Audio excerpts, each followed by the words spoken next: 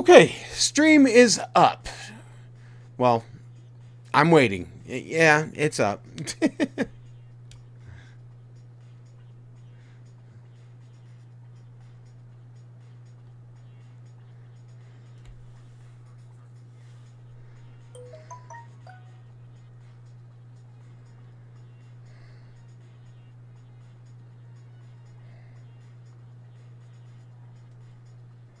Okay, stream is up.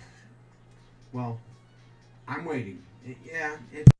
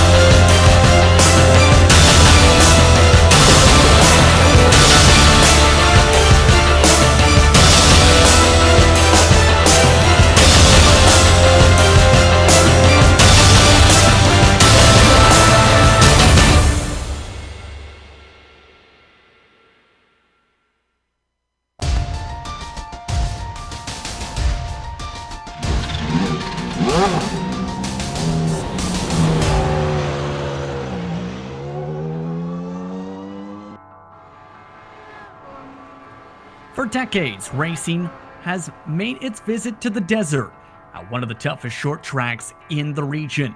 Phoenix Raceway has seen a lot of history, owning stock cars and various different types of road course cars prior to the expansion of its oval. But for many years, it has also seen IndyCar machines roll away around this racetrack and battle in open wheel events throughout its history. Tonight, Dallara looks to add another page to its history this evening here on the Global Sim Racing channel. Good evening, everyone, and welcome to the virtual Phoenix Raceway in Avondale, Arizona, for tonight's coverage of the Ultimate Conquest Online Racing Association Throwback Indycar Series presented by 94 Motorsports. Tonight, it's the Crown Cover 200. I'm Justin Prince. Alongside the booth tonight is Rocco Stallone. Behind the scenes is our director, Sean Ambrose, and he's using cameras provided by Dougie Beard. As these drivers get ready to race at the legacy version of this track, let's take a look at your track guide to find out the best way around here at Phoenix.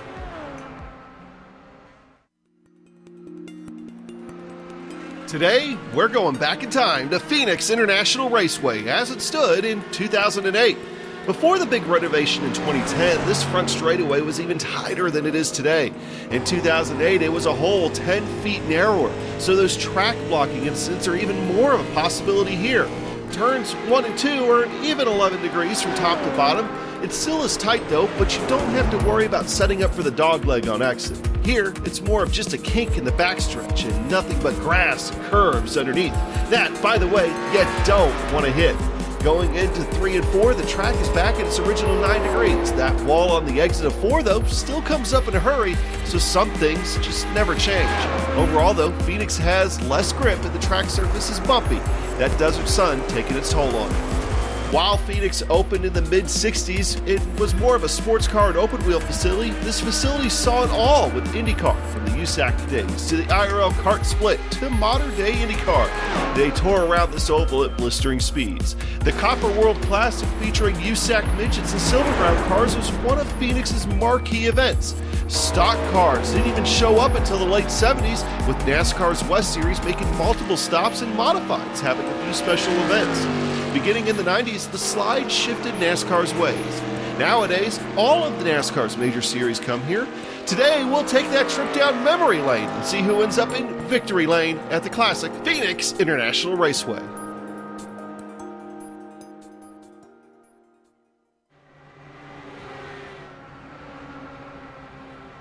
That was a look at your GSRC lap guide for Phoenix Raceway.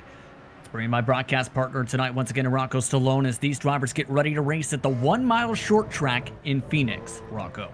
Thank you, JP. Yeah, today we are going to be at the 2 mile Phoenix Legacy course. We see the unique shape of Phoenix here. It's almost a dog leg, but not really. Deceptively banked, however, not that much, 8 to 11 degrees in the turns. It's considered an oval. It's 1 mile. It's tight. These guys have been itching to get at it for a few weeks. Should be interesting to see what kind of racing this breeds today, JP. Indeed, especially with some of the crazy races that have taken place here, especially in modern times. But before we get towards your standings, to remind you, tonight's race sponsor is Crown Cover. Crown Cover specializes in UV protectant clothing designed to provide an additional layer of protection against the sun's harmful rays. A portion of all sales go directly to cancer research. Whether you're out for a jog, fishing on the lake, or spending a day at the track, protect yourself and your family. Crown Cover. Wear the cure. Looking at the driver's standings as Paul Jenkins comes into tonight with a 174-point advantage. He's been Mr. Consistency this season. In 13 starts, he's had 12 top 10s. Brian Beard's in second with Andy York, Robert Bluen, and Dan Guerin rounding out the top 5 in the point standings entering tonight. With that, let's take a look towards your race details for tonight, Rocco, as these drivers get ready for a hot one.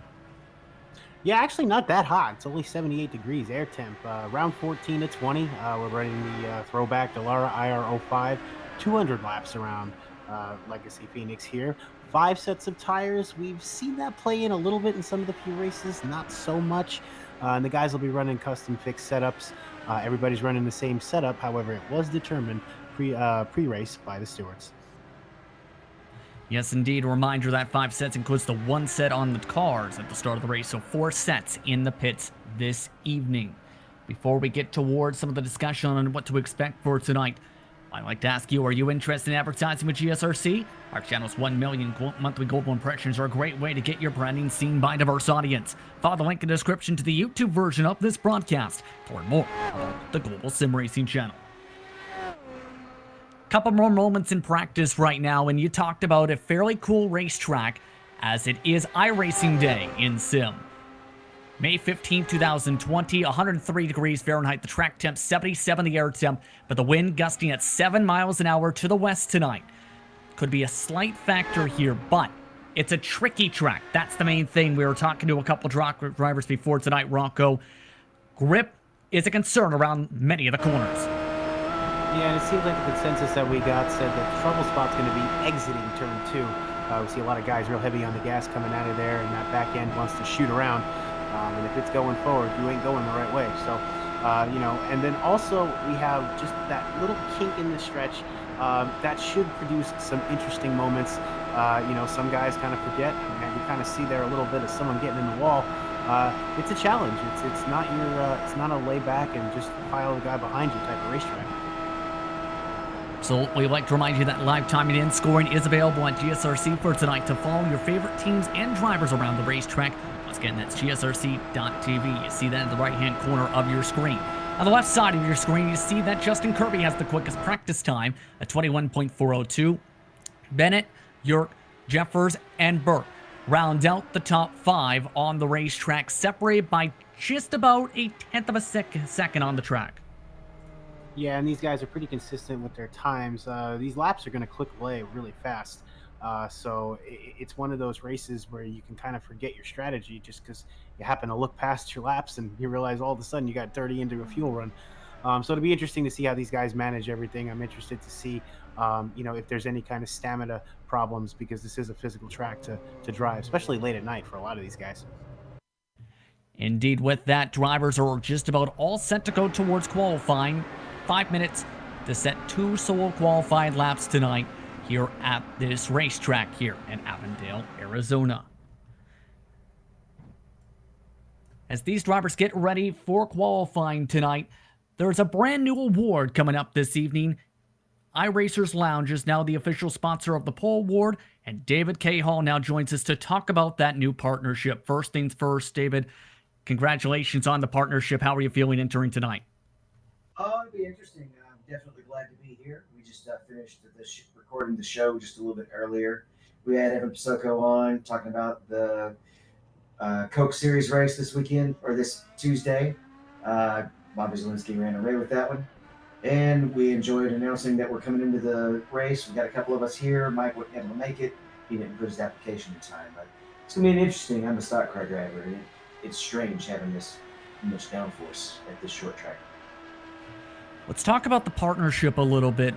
What was the decision making in regards to partnering up with Eucora and the Throwback Indycar Series for the Pole Award? Scott Rutt is with Midwest Simulations, and I'm actually a beta tester for him on his. He has these headlights that you can put in your Oculus Rift that light up when there's cars inside and outside. It's very handy. And he contacted me and said, "Hey, we've got this special award that's going out with this league, and we'd like to talk about it." And I was like, you know what? Let's turn it into a sponsorship. You sponsor one of our segments, and we'll sponsor something in your race. And so that's how we developed the partnership. So we're promoting each other. Definitely one of those rising tides.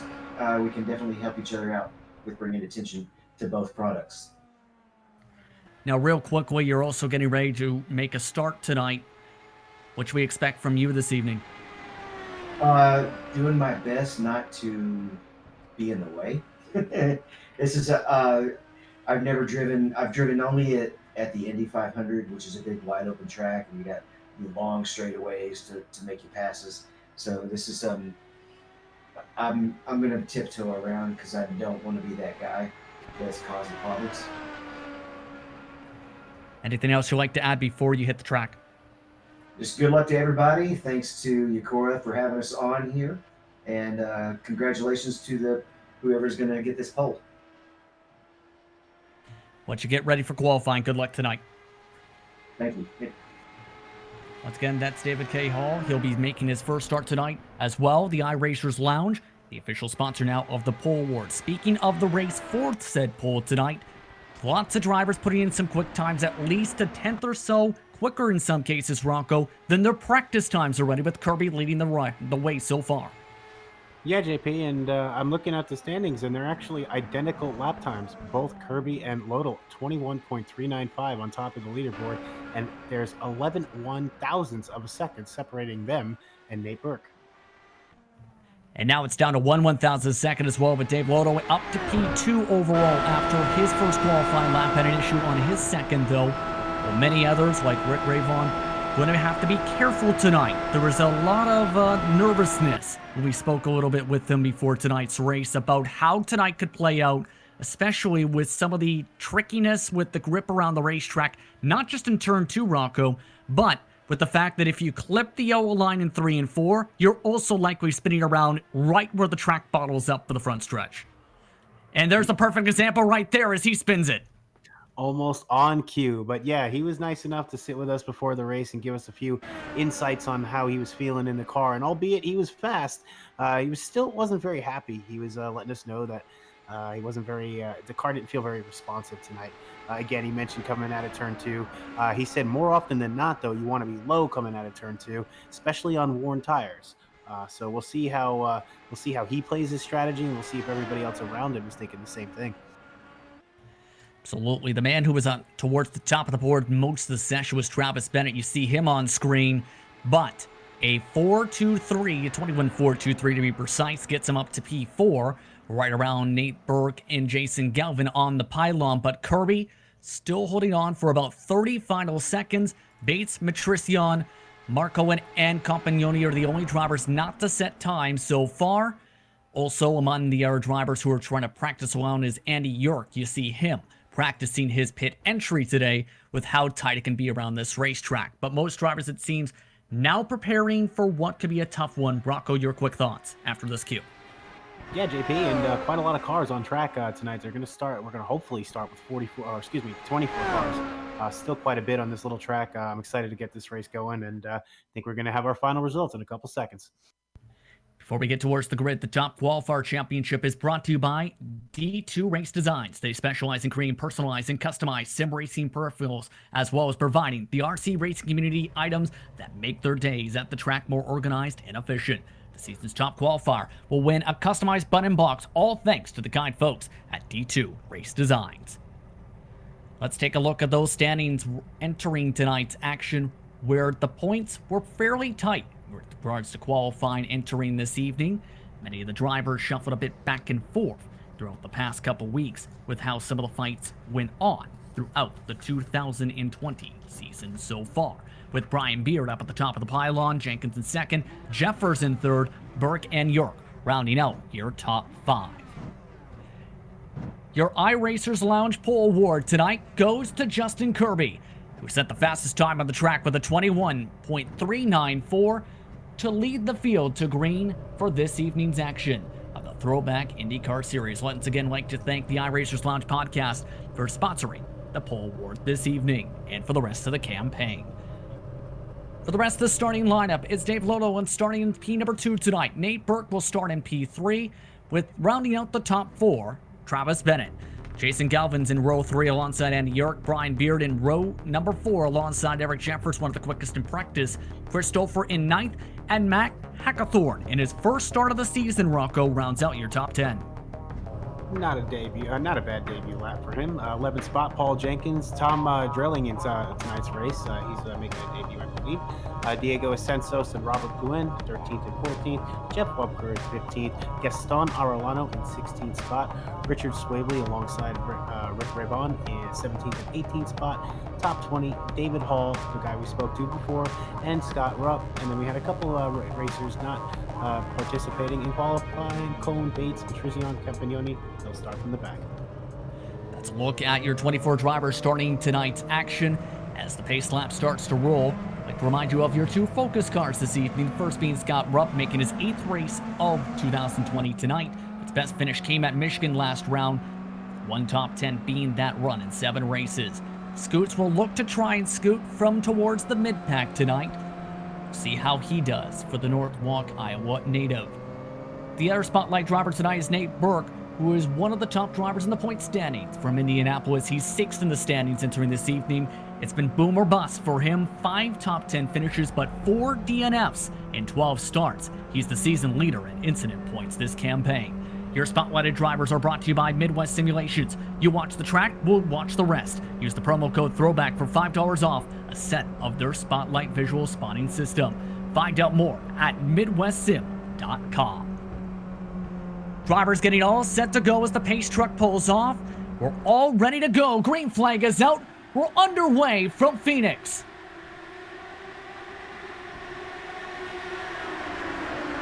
Just everyone away cleanly. Kirby, serious jump off that first green. Wow. Perfect start for him for the Crown Cover 200. Side by side for second on back. Burke trying to defend near contact. Bit of a bobble. That's Travis Bennett able to hold on to it as they go back single file for the most part. Dave Loro, though, stuck on the top line. At the end of lap 1, Kirby leads by 0.8 of a second. You've got some real close calls going on in that, I guess you want to call it the first pack, because Justin Kirby's opened up quite a lead, but I think he'll catch up. I think that there's a lot of action going on early on. Now, one of the things that was discussed a little bit with Ray Vaughn before tonight was the difficulty potential to pass. Drafting effect was described as up to about 5% when ranging from 1 to 100. So it could come down to pressurizing Rocco and or waiting for the right times if you want to try and make a pass here with the speed you're carrying at Phoenix. Well, yeah, it's a track you really can't make a lot of mistakes on because you'll find that wall real quick. And you throw in the dirty air. We seem to talk about it every broadcast because they're Indycars. But, that's something to factor in, too. Plus a little bit of a cross breeze. It'd be interesting to see how these cars start to play with about 5-10 laps on the tires. Approaching the end of lap 4 already as the lead is starting to shrink a little bit as the top 5 have all single filed out. Kirby losing a 10th a lap right now compared to that train that's hooking up for 2nd through 5th. Those drivers are fairly quick, including the quickest Jason Galvin, a 21.582 last time by. See just behind that wheel, a poke from the back end, not able to make the move yet with that bit of draft. And just in a quick side note, Timothy Bates and Mark Cohn did not start the race. We were hoping to have 44. We started today's race with 22 drivers. Fortunate for them, Cohn was looking fairly interested in tonight's action, was one of the fair decent drivers in practice mid-pack. Meanwhile, Jason Galvin, he's on the move and quick, side by side for third, already has taken away P4 from Travis Bennett. Just like that preferred line, Galvin up to P3, although he did clip that yellow line and just bob it a little bit despite that pass. Yeah, we see Travis Bennett getting involved right in front of him with Galvin. A little bit of a checkup there. He had to really get out of the throttle and not go through Bennett there. So good little maneuvering there. Nice to see battles early on. Fresh tires. Absolutely so far here. The interesting thing again is going to be how these drivers react as the tires wear out, Rocco, and several drivers struggle with the grip on the long run. There's some of them who are even struggling on the short run. Nate Burke losing the bottom side to Travis Bennett with the send to the inside. He tries to keep the inside. Momentum for the outside from Nate Burke. If a pitch down, holds on for the time being as they go next to the yellow rumble strips. And we see these guys trying to challenge each other. We're not trying to take too much. Lap 9 at 200, but still tight. Seemed to be good awareness tonight on all the guys so far. Bad debut so far for Tom Drelling. He's already ducked his car into the pit lane. He was one of the drivers sponsored by the Racers Lounge podcast, known for its success in the Major Series. He is your first driver who has to pit. There is one faster pair available in this series. Appears to have elected to take that. Just 10 laps in as a car around. Travis That's Bennett. Around. Hold that brake, man. Hold that brake. He kept it off. Caution out. Caution out.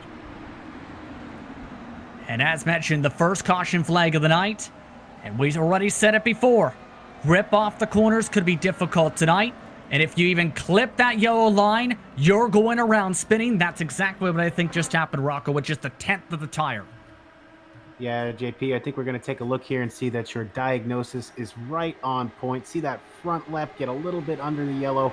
You're kind of in no man's land at that point, but good on him. Kept it out of the traffic, kept it off the wall, and unfortunate, a little spin, but he should be able to recover. It's real early. There's a look on board right there. You see that little clip right there? Just enough to destabilize the car. It's not the same banking, mind you, on that apron compared to the racetrack, even though there's a small bit of banking compared to what it is in real life now, where you can maybe push the limit depending on the car. Not so much here. You hit that apron, you're spinning around because it's essentially 4 or 5 degrees, to give or take at the bottom. It's in flat at that section. Yeah, JP, at that angle, it's just not designed to work that way, so it's not going to work, and we see the result. So under caution for the first time tonight here in the Crown Cover 200. The biggest mover so far, David K. Hall. He's quietly moved up +5 this evening. We spoke with him just at the start of qualifying. One of his first times in an IndyCar. He talked about as well as that partnership. Should note that 4 drivers have elected to play the strategy car. Robert Bluen, Jeff Wubker in one of his 9th starts of the season. Copignoni, Travis Bennett, for obvious reasons, all ducked down this caution flag, to use a set. Yeah, JP, we took a peek inside of Hall's car, and he was talking with you earlier before, talking about how he doesn't want to be that guy, and I think every one of us has felt that. You're starting a race with a group of established guys. You want to be competitive, but you don't want to be in the way. But good for him. I think a good 11-lap stint helps somebody get a little bit comfortable, and he's moved up a couple spots, so we'll keep an eye out on him for the race. Absolutely. Matrizian has also gone to +5 now with the pit stops, cycling a bit forward. And the freshest tires and fuel strategies. Copignoni 18th, Bluen, Bennett, Wubker in 18th through 21st on that call. Let's talk a little bit about the strategy car tonight, because 20 gallons is the max you can put in the car this evening. That's about 91% of the fuel load. It was expected to be a 2-stopper on the fuel, 65 to 68 laps. How do you plan out that race in your head then, knowing those numbers and the potential possibility of cautions which could pop up throughout the night, especially with 2 extra sets of tires banked in? Yeah, well, the fuel is always going to be a game, but for the fuel to be matterful, we have to see a lot of green flag running, and I'm confident we'll get that tonight. But if we don't, we'll see a lot of pit stops, maybe a couple guys trying to jump off a little bit and do some short pitting. But it is interesting. I don't think the tires are going to last very long. I've been notoriously wrong about that. So we'll see as the rate progresses. But let's take a look, Justin, and see some good stuff. I think these guys are really getting a feel of these cars. Strategy calls seem to be on point the last few races. Just before the caution, fall off was about 4/500ths of a second for Justin Kirby in those first few laps of the head of the field. See how he does here as the pace truck makes its way through 1 and 2, still lights on top of it for at least an hour lap, it appears. To reset your top 10, Kirby in first, Dave Loto in second spot. Just his second start of the season, mind you, in 2020. Jason Galvin to third. He was fairly aggressive early on to make passes. Burke in fourth. Yerk is up to fifth. Jeffer, Stover, Beard, Jenkins, and Hackathorn round out your top 10 on the racetrack. Who are some of the drivers who have really caught your eye this season, especially the past couple rounds, with some of the momentum they're trying to carry into Phoenix? Well, we've seen a lot of different types of racing. We've seen some good road course racing, some tight ovals, some big ovals. Got to go with the standard favorites. We got Brian Beard and Paul Jenkins, and obviously we spoke with Rick Ravon. But the good thing about the series is we've seen a few names pop up here and there, so it's kept everything a little interesting. And we're at the second spot right now, Dave Lodel. It's good to see somebody that we don't call very often right up there in the top spot, albeit early. It's good to see him up there. Absolutely curious to see how he does. He was one of the quickest cars in practice at some points, but lights are out on the pace truck. Just about all set to go. Now the tricky thing is going to be restarts, because Ravon talked about that could be a big opportunity for potential trouble and or setting up potential passes here, Rocco. If you're a driver who is, say, in the mid-pack, how do you play this to try and make sure you're not the danger car? I think it's too early to play any games. I think you go when the car in front of you goes. and you just be safe. Obviously, the leader has the jump and the advantage, so we'll see that play out here. Pace car about to pull off. Yes, that truck rolling its way through 3 and 4. Justin Kirby in control of the field. 184 laps to go at Phoenix. We'll see if he goes for the early jump or the box. Goes right to the green flag, off and away. Good jump, better jump behind them. Jason Galvin already to the inside for second, trying to take away that spot. Yeah, JP, and the last time we saw Galvin, he was trying to make a big move on the inside that just didn't work. We see him on the inside again, this time making those passes stick. Can he get clear, though? No, not this time. Dave Lodo with a bit more momentum off the corner, and this is similar to what we've seen at the jump. And allowed Kirby to pull away by 0.8 of a second. We get 0.7 ahead, though, as Galvin clear in 1 and 2. Burke holds on to 4 for now. Yerk up to P5. We'll see how quickly Galvin tries to catch up here, because he was quick in those first 10 laps. Yeah, and he's got friends behind him. You know, he's got Burke and Yerk right behind him, and Jeffers and Stouffer not too far behind. And these guys seem to be pretty content following single file. Not seeing a lot of side-by-side, maybe a couple guys alongside of each other in the back. But for the most part, these guys settling in for a nice, clean little race to get a few laps in. And of course, with these IndyCars too, this is something that around this time you've seen some races here and there recently with some of the modern machines. It's actually hosted a couple throwback events. These cars, mind you, too, are shifting down that back straightaway, specifically Rocco, to try and carry as much momentum as they can up to 177 miles an hour. Yeah, and it's a slight little game you got to play. You almost got to feel it. You just got to know where you are each lap. And as we said before, the wind changes a little bit. So a small little gust can always affect your momentum and take a couple miles off. And in these Indy cars, we know how much distance that can make up. You see the track temp has been the biggest change, -6 from the drop of the green flag already, as the sun has continued to set upon. Right now in sim time, 4 p.m. As things are calm up towards the front for the time being, as we look to try and see how long this field keeps itself together. Top 10 all single file. The first craziness, though, is all the way at the back half of the field. We mentioned the strategy card played by a couple drivers like Travis Bennett, like Compagnoni, like Blewin.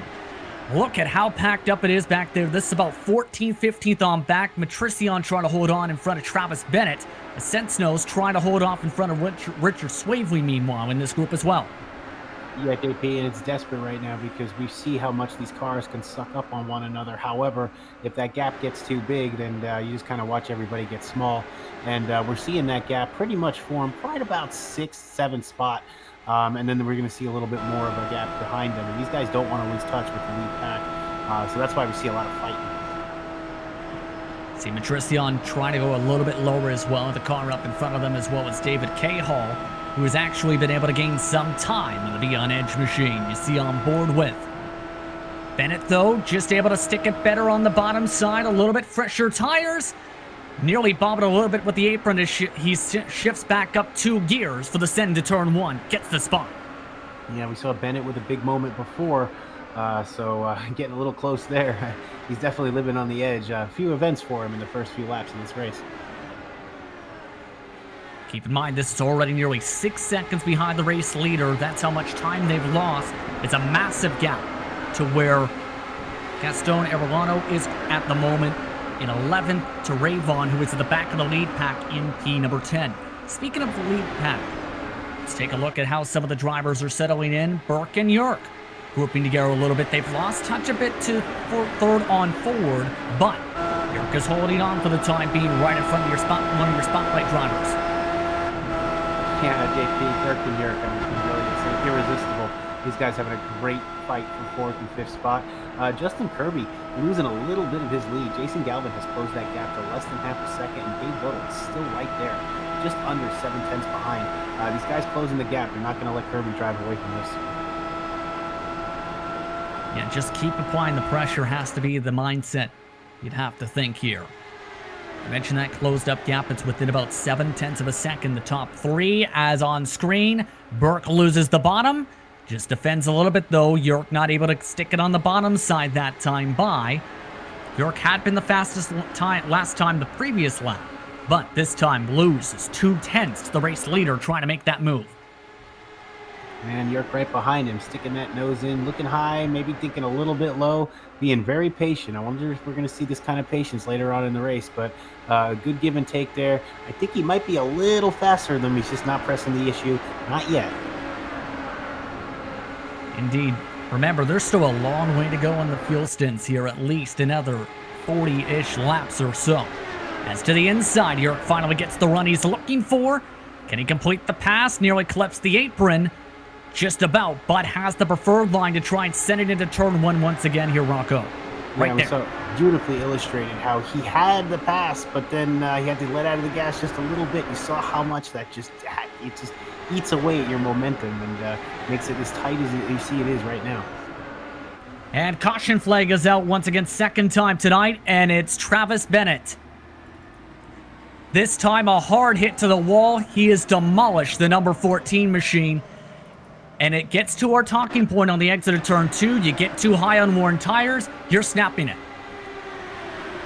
Yeah, I'm just trying to take a look and see what happens so we can give a proper lap. You just see right here. Loose. Yeah. Yep, on your GSRC. Go ahead. Shimmy, overcorrection, right into the wall. Kind of did it himself. That car massively damaged. That will have to be a fast repair. Take a listen on board.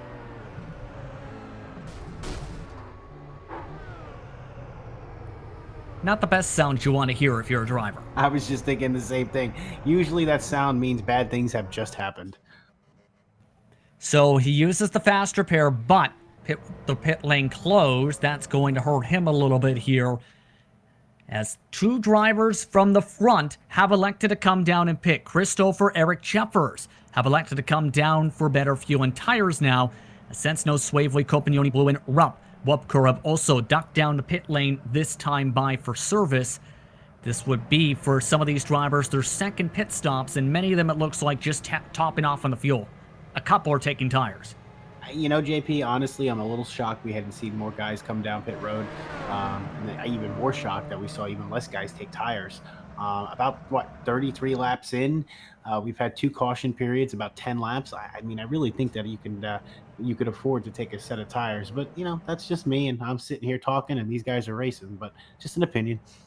Yep, at the same time, if you expect, say, a race to be caution-free cautions, would you rather have the track position if you get, say, a long run and then everyone comes down, or be having to deal with traffic in risking having an incident and hoping you don't get involved in said caution at the back of the field while trying to be the forcer of said strategy?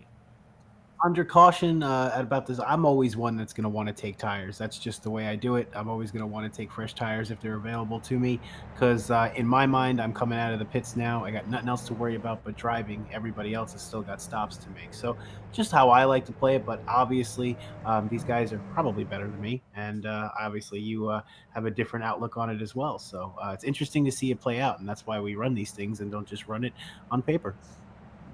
Now, keep in mind, many of these drivers are longtime IndyCar veterans on the iRacing service, known for their prestige and, in some cases, their ability to compete in various different series on top of Bucora. We've seen, for example, Paul Jenkins make a debut on GSRC in the HyperX Summer Series, that in a Ford GTE, and actually did a fairly solid job, Rocco, in that. We've also seen some of these air drivers have a lot of strong performances in recent months across the service. Oh yeah, and I mean, just honestly, you know, I was in a race tonight with the SimRacing Association. I was actually Rick Ravon was in it, and then there was actually, unfortunately, we saw an accident take out one of our guys, Travis Bennett, but he was involved in that race too. So yeah, a lot of racing amongst the whole service. You meet a lot of good people. You know, you end up networking with a lot of good people as well. So it's a fun time, a lot of things to do. Should go this time by under the caution flag. As once again, Kirby's in the lead. Galvin +3 is in second. Lodo is up to third. Yerk, Burke, Beard, Jenkins, Ravon, Hackathorn, and Arellano round out your top 10. Your biggest mover is Christopher Matricion, who is yet to pit. David K. Hall also yet to pit as well, just outside the top 10. As you see the onboard right now with your driver up in P11. Started all the way back in 23rd position officially on the grid. Essentially about 22nd, 21st spot, as 2 drivers did not start. But a good performance so far nonetheless to keep the car clean and keep gaining track position. Yeah, we see a lot of guys are moving up, so these things can become very quickly. They could be battles of attrition. Again, we're going to be coming out of our second caution period. These guys have had time to settle in. Some of them are on new tires, so we'll see how that plays out. Pace truck lights are off, so we're close to going back to green. Of note, Travis Bennett has just elected to park his machine 5th DNF of the season. Bennett done for the night, his first. He's the first official DNF of the evening. Unfortunate for Travis Bennett, who had great speed early on, but snapped loose those 2 times for damage. That's one thing to do it a few times in practice, but you got to do it a lot more during the race, and unfortunately just not on top of it tonight. We'll see him back. Tough night for him. Pace truck rolling through 3 and 4. 164 laps to go from the desert in Phoenix. Ground cover 200 so far has had some excitement. We're about to see some more as Kirby in control of the field. Green flag is out. We're underway. Kirby with another good jump. We saw a big checkup from 5th spot. Looks like 4th spot didn't get really well. Kind of bogged everybody up back there. Dave Lodo also didn't get a good jump either. He's now under attack from 2 different cars. That's Nate Burke, who was able to get a decent jump from 5th spot. Had to shift down to the gears, though. Loses the spot back as Lodo holds on inside the top 3. Andy Yerk, though, wants a spot back. A lot of these guys are trying to pick up as many positions as they can on this restart. Seeing them fight real early on in this run. Back single file for now, but the lost momentum closes up the train. Ray Von Beard. Jenkins now within the range again. Well, a couple drivers missed the bottom. That's Burke losing some time. Top drivers right now separate top 6 by a second and a half. Fastest lap so far just set by Jason Galvin, though, in P2. Nearly just pushed up into the wall in second, by the way. Yeah, Galvin on his horse trying to catch up to Justin Kirby. Justin Kirby's been enjoying clean air almost this whole race. We see Galvin really pushing. He's kept that gap down to about 0.3 of a second. That's about as close as we've seen him, but it does look like he's got some serious momentum coming in here, and see if he can capitalize on this. It's almost a quarter of the way through. You definitely think you want to make a move. And the GSRC and MAP TV broadcaster had a lot of speed, remember, at Michigan. He has one more lucky break. He's likely one of the drivers potentially celebrating victory and instead involved with the big one that ended up the race under caution. Yeah, we see him make a big push there, getting a great run. But yeah, we're talking about last race where we saw him just dive in, try to make a move. If you know, you make it stick, you win the race. If you don't, unfortunately, we saw what happened if you don't. But a good showing back here, short memory, battling for the lead. Galvin providing pressure. He's quicker than the race leader. Bit of a checkup once again. Couldn't get to the bottom side. Had to back off the gas once again. They've ran away by nearly 0.8 of a second from P1 to P3. Galvin trying the different line, trying to bank it off the corner. Doesn't work, however. Loses a bit of time once again off 3 and 4. Yeah, JP, you called that absolutely correctly. Is exactly what happened. He had to check up. Justin Kirby was not in a very giving mood, so he kind of cut the nose off, and I think Galvin saved a couple race cars from going into the wall there. Still single file up towards that group, by the way. Yerk and Burke continue that scrap you see in the backdrop for P4 and P5. They have been fighting like cats and dogs for about 20 laps or so, give or take. Back and forth, still on the pylon amongst them. Just cannot seem to get away from one another. When Burke gets momentum, he's able to make a pass on Yerk. Then by the corner exit, Yerk gets some momentum back and makes the pass right on back. It's been back and forth. Yeah, JP, so you said Burke and Yerk, and they're fighting like cats and dogs. So which one's the cat, which one's the dog? Is Burke the cat? I'm not sure. What do you think? Well, Burke and Yerk, it sounds like a great cartoon. I think I'd watch it. As they continue the cartoonish scrap, they've separated out a little bit with Yerk finally holding on for the time being, waving goodbye. Waving hello once again is Galvin. He's nearly hit the gearbox of Kirby twice in the past couple laps. He is within under a car length, the closest he's been up at the lead. Up you've seen on that pylon. He's now side by side for the race lead. Galvin trying to get clear. No, better momentum by Kirby as he gets the pull down the straightaway. Good battle, these guys side by side. Galvin making it stick, drifting up a little bit. Oh, wow, Kirby got a little close to the wall. These guys really pushing each other's limits right now. Also of note, Hackathorn has just come down for the pit lane. He demolished his car with a spin off at turn 4, forced to potentially use the faster pair. The leaders pass by him here, this time by just 1/1000th of a second separate them at the stripe. Galvin now looks to separate himself for the lead. He goes back to the top side. Kirby now to the bottom side of the crossover. Contact! Kirby now takes the lead back. Oh, I think sometimes the iRacing gods take, and this time I think they give. I think these guys are a little lucky there. Look like they hit. They definitely made contact tire to tire at the very minimum. Galvin, though, wants the spot back, and this has allowed Dave Lotto back into the fight. The top 3 quickest drivers covered under a blanket by half a second. Galvin once again looking to get to the bottom. A little bit quicker in the corner exit. Just can't again get the run that he had before. It almost looked like Kirby got a little bit of the wall coming at it too. Believe so as well, absolutely. Galvin, the quickest car on the track last time by compared to everybody on the racetrack by a couple 100ths. Again, forced to check up. And the more these two scrap, the more this allows the 99 back into the conversation in that car right behind you. See, he's just quietly watching along, half a second back. Yeah, if I'm Dave Lotto, I'm happy very much. I'm far enough to react if something happens, and I'm close enough to stay in contact with these guys. So I think it's a good move by him. It doesn't look like he's being too aggressive. He's just kind of riding back there, watching this first place battle unfold. Did actually lose a little bit of time since we jumped on board, you know, but within range, that's part of the focus. Here's the thing, though. If this stays green, we may get a little bit of interesting strategy here. We talked about the fuel numbers. At the very most, about 65 to 68 laps, Rocco. These drivers, including caution flag laps, have been on the track now 52 laps. They might have to pit under green, and that could cause some interesting strategy calls if this continues. Yeah, interesting indeed, Justin. We see Kirby. He's kind of, I don't know, he's not as smooth as Galvin, but he's fast. He's kind of erratic, but it's kind of fun to watch him drive, too. He gets so close to that yellow line. I swear he's gone over it a couple times, but a solid move left and right. And yeah, Justin, going back to your point, yeah, the pit strategy is going to come into play. These guys really seem tight tonight. I think we might see some green flag stops. Drivers actually were talking about they were a bit surprised if that was going to become the case, especially with the nature of the racetrack. But essentially, what do you do if you're Kirby and Galvin? Do you try the undercut/overcut, or do you try fall one inner in? What would you do? I think they got a bit together. We saw it looked like Galvin got just a little loose coming out of that turn. But yeah, I think you just do what each other does. So obviously, whoever's going to be up front is going to have the say in the matter. But I think when that guy goes, second place follows him. I think it's just the wise thing to do. Make sure that you at least have somebody to draft along with coming out of the pits. And just like that, the conversation goes out the window. Another spin off turn 4. Third caution, it's Richard Swavely.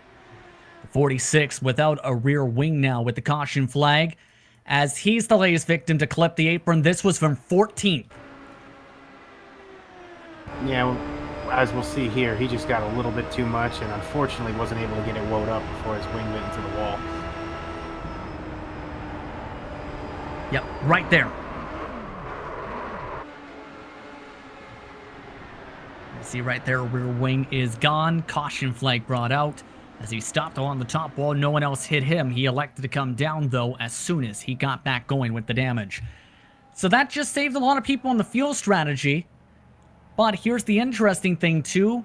Now, a lot of the drivers who took the strategy call for track position, it becomes the question, do they come in or do they stay out, since there are about 5 or 6 who have already pit in this race. I think it's a no-brainer. I think you come in now. I mean, there's going to be a lot of activity on pit lane. So just waiting for these guys to peel off or stay on. But I think we'll see a majority of them come under that yellow line.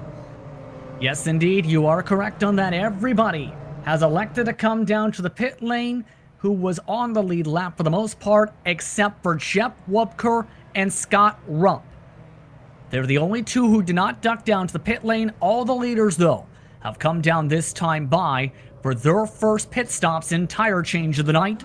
This benefits them too with more tire sets to think about the rest of the way, as Kirby just crosses the green line. Just beat Galvin off the line. Just beat him.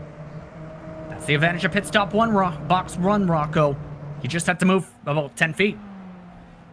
I've seen many races decided by a top qualifying run because you get that little boost off the pits, and yeah, that's all you need, and you don't get passed again. Race over. This is somewhat good news if you're a fan of Tom Drelling, by the way, in P20 in his debut. He is still 2 laps down, and of course, with IndyCar racing, no lucky dogs in that scenario. This is his chance to get one of his laps back as a waiver round. He doesn't have to pit for a while as well. So, say we get another 25-lap run, he might have to duck down then. It's 25 laps on the stint, but say it's around the midway point, he might be able to take a gamble and say get back on the lead lap and then hope there's a quickie caution. Well, he's already managed to get 1 lap back, so there's no reason why he couldn't do it again.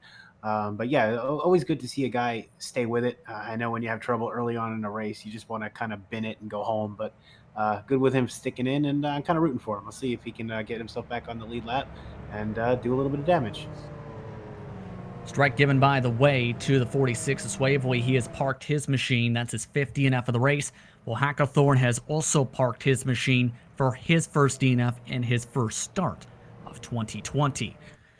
Now, the curious thing is, how will Wubker and Rupp do up at the front? Rupp, mind you, one of your spotlight drivers tonight. Wubker quietly running a decent race in his 9th start of the season. They're going to have the oldest tires out of anybody in the field with 27 laps, including caution flag laps on these tires, about 23-ish under green flag conditions, Rocco. Yeah, I think what we'll see, JP, is I think these guys trying to get at least a point. I think Wubker is probably just trying to lead a few laps. I really don't see him putting much of a fight. He's got the leaders behind him on fresh tires. I think the responsible thing to do would just be to kind of move out of the way. Rupp's in the same boat. So I think these guys are just looking to run up front, maybe get the benefit of a caution coming off the start. But right now, I think they're sitting ducks. I think these leaders are kind of licking their chops, waiting to go back and pass these guys and take the lead over. To go this time by as well. In case of Rubker, I should rather say, he is in his 9th start, as we talked about. Top 15 in the point standings, however, though, with a top 5 and 3 top 10s. So it's not like we haven't seen him do very well. His strength, though, it seems, Rocco, this season has been the road courses, where he finished 3rd at Twin Ring Motegi, top 10 at Coda, top 10 at Watkins Glen as well. And we see these guys, they tend to favor one or the other. We see some better at ovals, some better at road courses, and then there's a few sprinkled throughout the field that seem to be pretty strong at both. But yeah, it's good to see him. We're talking about him. You know, maybe that's what he wanted. You know, hey, if I stay out, the guys up in the booth will talk about me a couple laps. So there you go, Jeff. Wave around for Tom Drelling, puts him 1 lap down officially as the lights are out on top of the pace truck. Wubker in control of the field, Rupp in P2 for the time being in his 8th start of the season, coming off his best start at Michigan. These drivers now wishing each other Godspeed as Justin Kirby, Jason Galvin, Christopher, Dave Lodo, Rick Bravon, Nate Burke, Andy Yerk, Brian Beard, and the rest of the field on the lead lap have fresh tires. This is about to get interesting, Rocco. Yeah, we'll see how they play it. I think both these drivers, we've seen them do some good stuff. So, again, I think they're going to play it smart and just kind of try to be out of the way by the time everybody's ready to go. Pace truck ready to get off into the pit lane. The 97 and Wubker leading for the first time tonight under green flag conditions. Green flag is out. We're back to racing. Very slow start. Everyone else caught sleeping again. Jason Galvin with the best jump into the top 5. Already up to P2 in the span of 1 corner.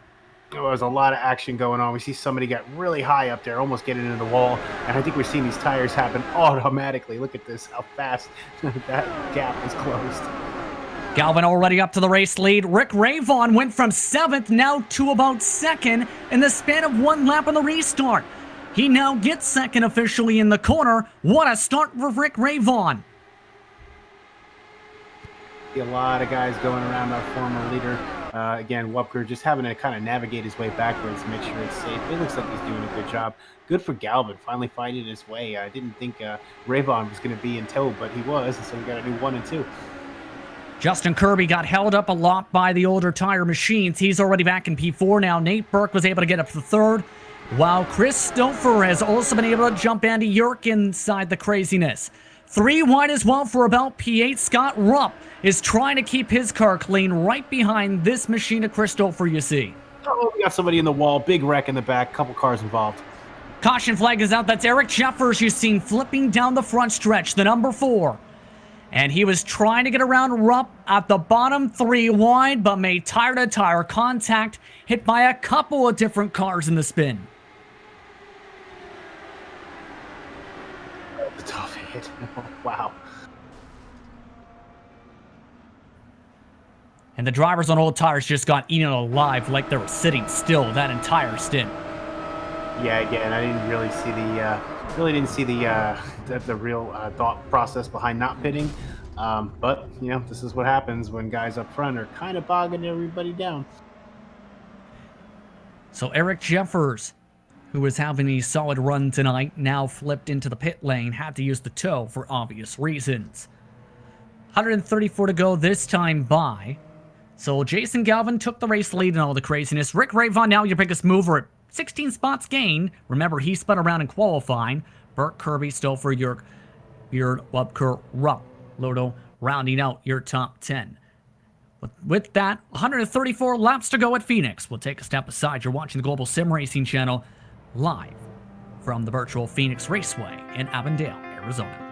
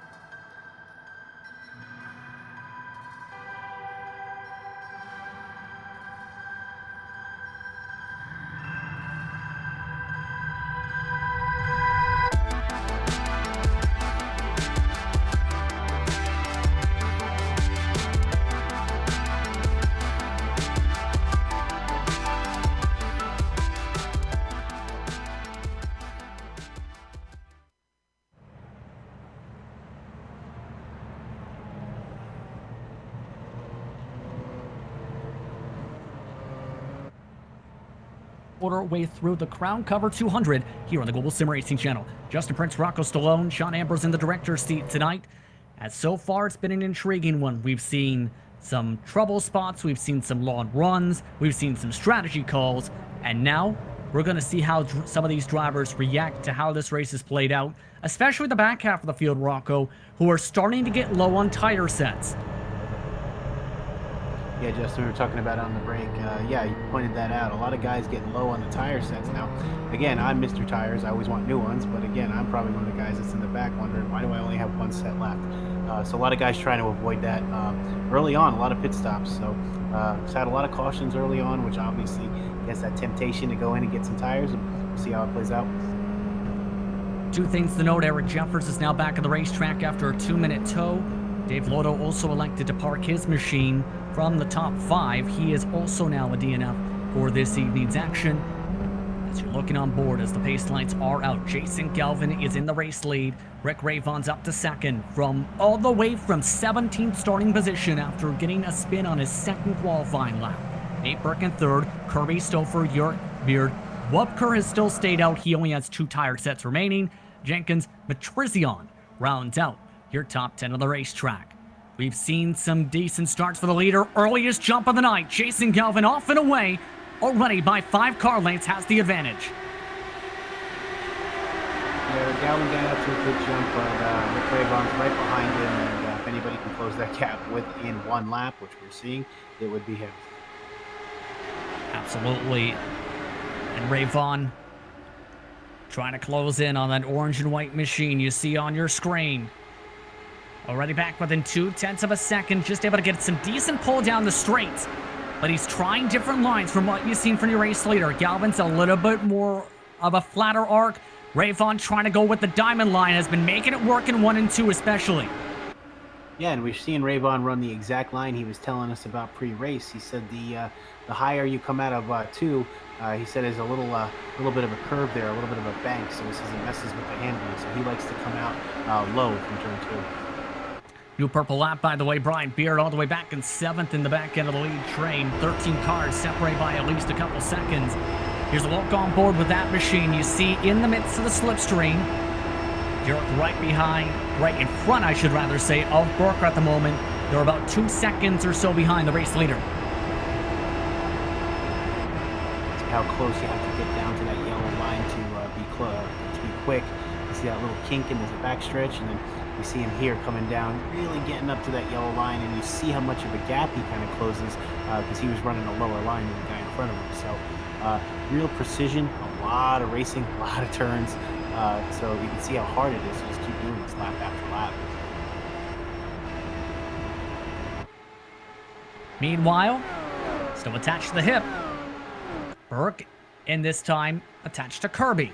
He's been attached to a lot of blue cars tonight.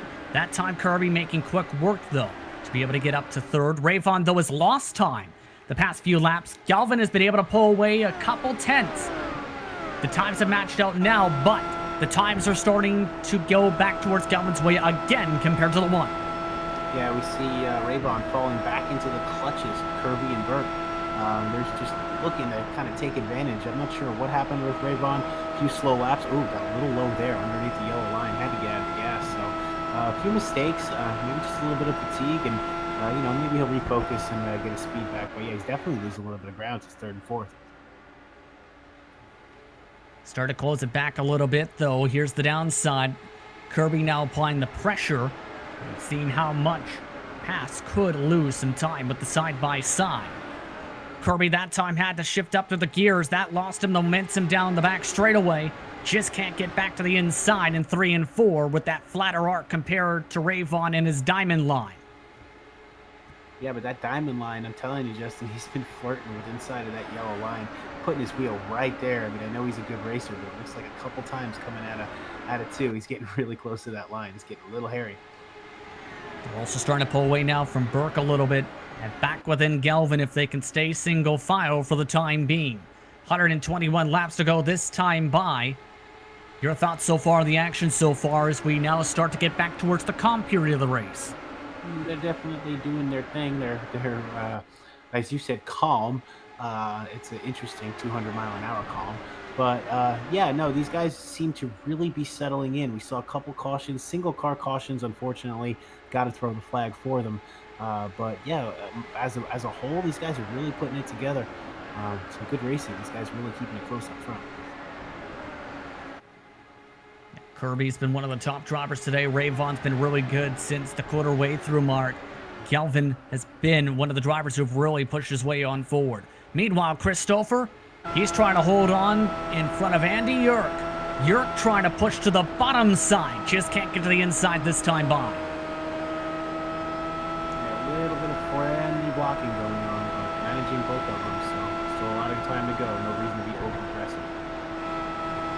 also have Brian Beard, by the way, in this train. And from what we've seen so far, it almost seems like, Rocco, you want to get to the inside in 1 and 2 to be able to get the pass done. But the thing is, to be able to properly clear yourself fully, you need to be down to the bottom in 3 and 4 underneath, then get the pass done, like right here we're seeing with Beard. Yeah, and I think what we're seeing with Beard here is a result of the last couple laps of kind of feeling him out and trying to get around. I think you have to pass patiently at a track like here. I wouldn't expect to get by a guy in one turn. It's something you got to kind of lean into for a few laps and finally make your move. We see how hard it is to do the pass with some get under the yellow line a little bit and almost lose it, actually. Got a little bit of loose and had to get out of the throttle, and obviously a little bit of a gap opened up because of it. And because of that as well, Paul Jenkins is now back in the fight in this grouping for about 5th on back. Jenkins in the Aerodex machine, nice and calm so far.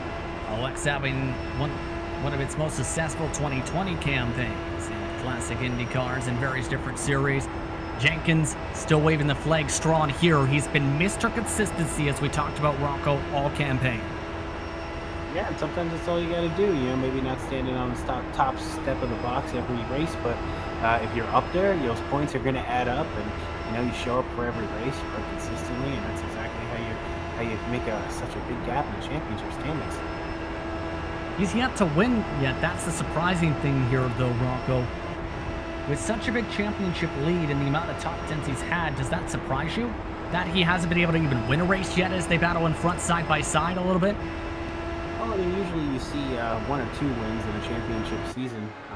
Again, I guess I'll take those points regardless of whether he wins or not. But yeah, I think it's a little surprising that to see especially a championship leader that's got such a big gap on the field. It's very surprising to see him not at least have one victory under his belt. Absolutely, he's been close a few times this season as Andy Yerk almost close to completing the pass, and Chris Stouffer still has the bottom though in 3 and 4. Hard send. Can he get clear on the corner exit? Just about. And a bit of a checkup. Stouffer gave him a little bit of space. Nearly came up in front of his front wing. Yeah, and Brian Beard having to be a little cautious. He's looking on the inside of Stouffer, trying to take advantage of Stouffer getting a little slow. Yeah, Stouffer up the racetrack, in fact. Nearly caught up in the apron, though, the Silver Machine. Stouffer able to carry the better momentum as Paul Jenkins watches this fight with intrigue. They're still side by side in 1 and 2. By the way, you see on the left side of your pylon of note, Justin Kirby has also gotten back up a second. Ravon has now fallen off a 10th a lap to the race leader.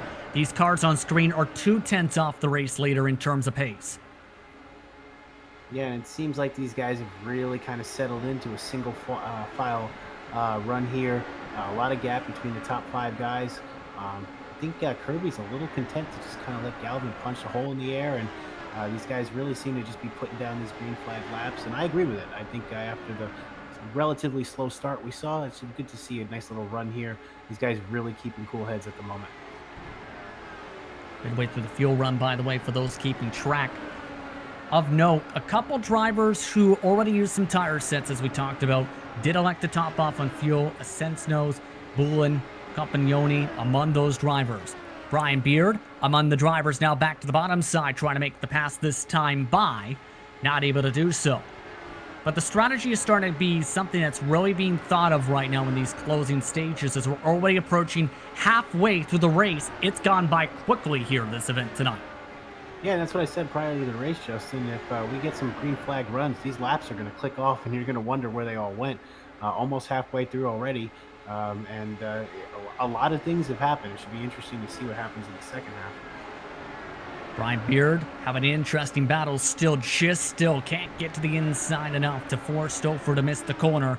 Stouffer now tries to get back to single file. Once again, they've lost time.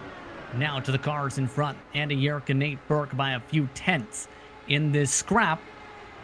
Beard once again nearly got to the bottom side. Had to go back within the draft, though, to be able to line up for the quarter entry. Jenkins is now falling back as well in this grouping. So as things start to calm down a little bit for now, see, though, if Brian Beard can get himself back within this fight to try and get back side by side. I think he's got the pace, Rocco. He just hasn't been able to get clear. He's been stuck in 7th much of the night. Yeah, and that can get frustrating if you're trying to get in front of get past the guy that's in front of you. Feel like he's holding you up, but you know it's part of racing. You gotta get around that guy. is following along in the choo-choo train. 104 to go this time by. Trouble, David K. Hall, down the back straightaway. His season debut has seen him now off in the grass. We stay green as he damages the front wing in the grass.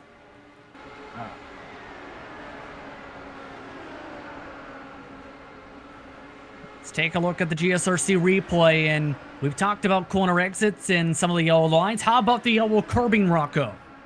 Yeah, sometimes they will come up and bite you.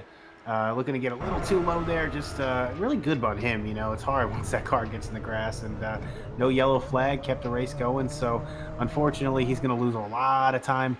But, you know, good on everybody, and unfortunate for him. And on top of that, you see him just going across that grass. That ended up damaging the front wing, so he'll also be a bit off the pace. In regards to the downforce, that was from 10th position. That spin, and he's now the last car on the lead lap. Speaking of the lead, they're nearly to him. Jason Galvin has been caught, though, by Justin Kirby. Kirby's been quicker the past 5 laps or so. In the past 10, on average, he's been about 6/100ths quicker than the race leader. Yeah, it could just be a case of Galvin just maybe not handling the tires quite as good. Looks like we got a yellow, Justin. And it's Tom Drelling this time, another one of the iRacers Lounge podcast machines, making a debut. This is from 17th, 1 lap down. Taking a look here on the GSRC replay. It's the car on the bottom. Say it again, Justin. Inside that yellow line, getting turned around, ending up in the wall. We've seen it happen multiple times this evening. And that's right at the halfway point and right at the mark where many of these drivers have a bit of a gamble now, a little bit, if they've used their tire sets. Because there's still plenty for the drivers who stayed up for the track position. They'll have about 2 sets banked in. It's still not good to go for the fuel, though, for another 30 or so laps. I think we may see a lot of pit stops again, Rocco, based on the math. I think so, Justin. I think you're absolutely right. We might not even see half and half. It'd be interesting to see who stays. But I think, like you said, the fuel is definitely a factor here. Jason Galvin now ducking down to the pit lane from behind the pace truck this time by. Also have this time Kirby, Rayvon, Burke, York, Stouffer, and many of the other cars coming into pit who are on the lead lap. Strike given that time by to Tom Drelling for the caution flag as well, as that ended one of our longer runs of the race this evening. No surprise, by the way, every single car on the lead lap just pit. Yeah, JP, you called it. Now we'll just see who comes out first. Galvin, a quick stop. 8.3 seconds, one of the quickest in the lane. Kirby in second, Burke comes out in third. Rayvon had a 9-second stop, but still held on to fourth.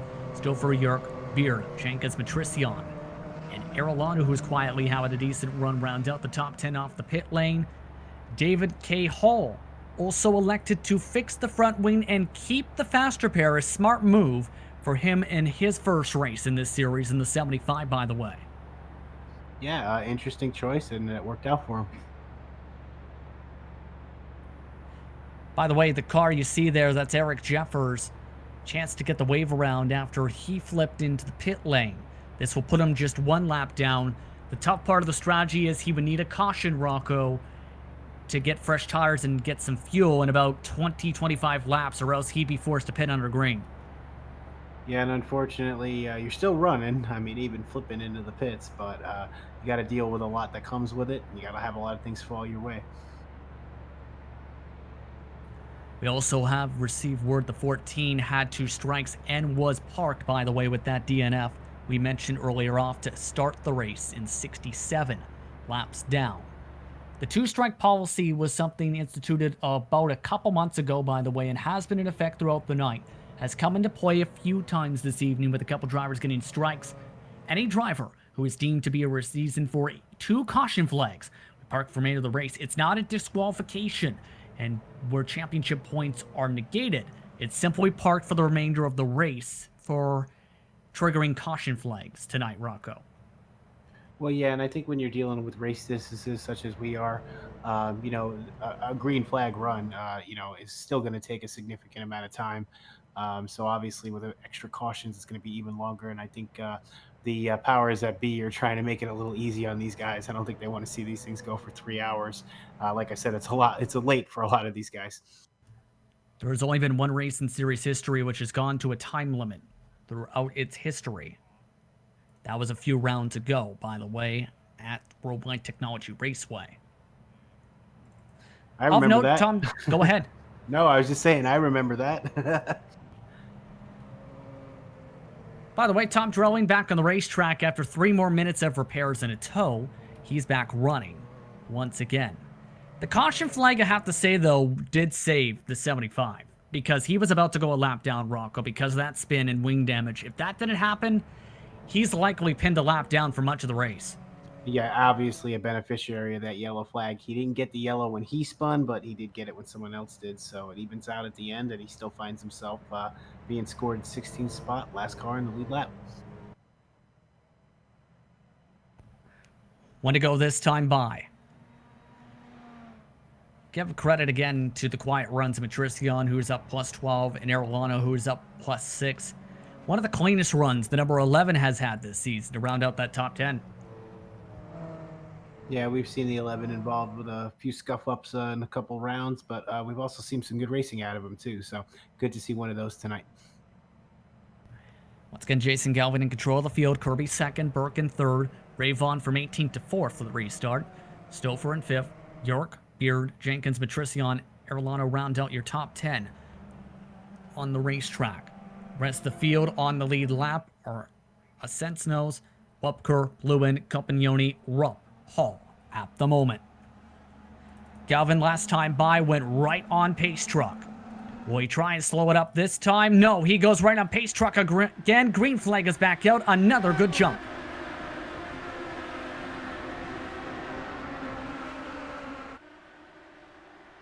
Big jump there as we see him going into this kink in a little backstretch. But yeah, absolutely. We always see the top guy having the advantage, and he went right as those last 2 wheels went over the yellow line. He's been timing it up perfectly tonight for when that pace truck goes underneath the commitment cone to make sure he doesn't get a black flag for passing the truck, as well as timing up with the exact restart zone box for the green flags throughout the evening. Kirby, though, he wants his lead back. He was providing a lot of pressure before that caution flag. These two up in the front are 2 of the quickest drivers, it seems, all night, Rocco. Yeah, and these guys really know how to handle these cars. They both seem to appear to like racing this track and seem very comfortable racing around one another. We've kind of seen Kirby just kind of kicking back a little bit, but he can't do it too much. If you look back, that restart really pulled the guys together. So a couple of those can catch the draft. They might be able to move up a little bit.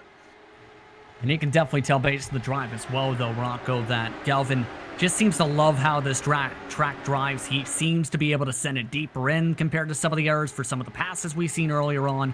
He's got a lot of confidence to try and move through the traffic we've seen on one of the restarts with older tires. It's just been the tricky part of keeping the race lead because he's gone a little bit tight a couple times. Yeah, we saw him get tight right there. He had to go a little wide and get out of the gas, and that allowed Kirby to just really zero in on him and cut that gap down. And not only that, but it helps everybody behind him make a little bit of ground too. Kirby also, over the radio, a bit nervous about said maneuver you've seen there with the tightness.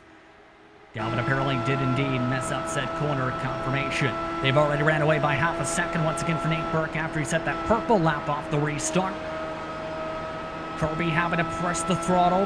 Galvin trying to run away once again down the back straightaway through the kink once again into 3 and 4.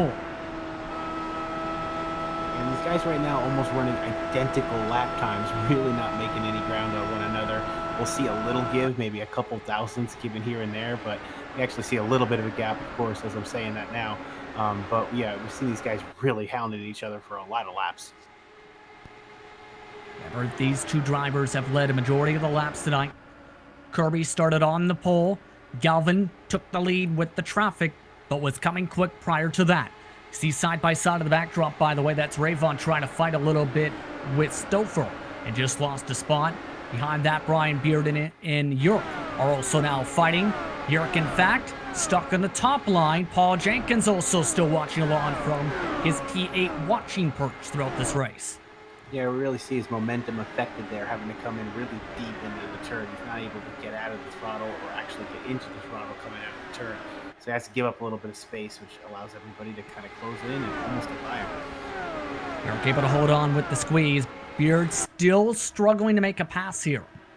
He's tried several dozen times, Rocco, to get the pass to get out of P7, but just can't get enough momentum, it seems, off the corner, or at least into the entrance, to be able to send it in and be able to get clear by apex off.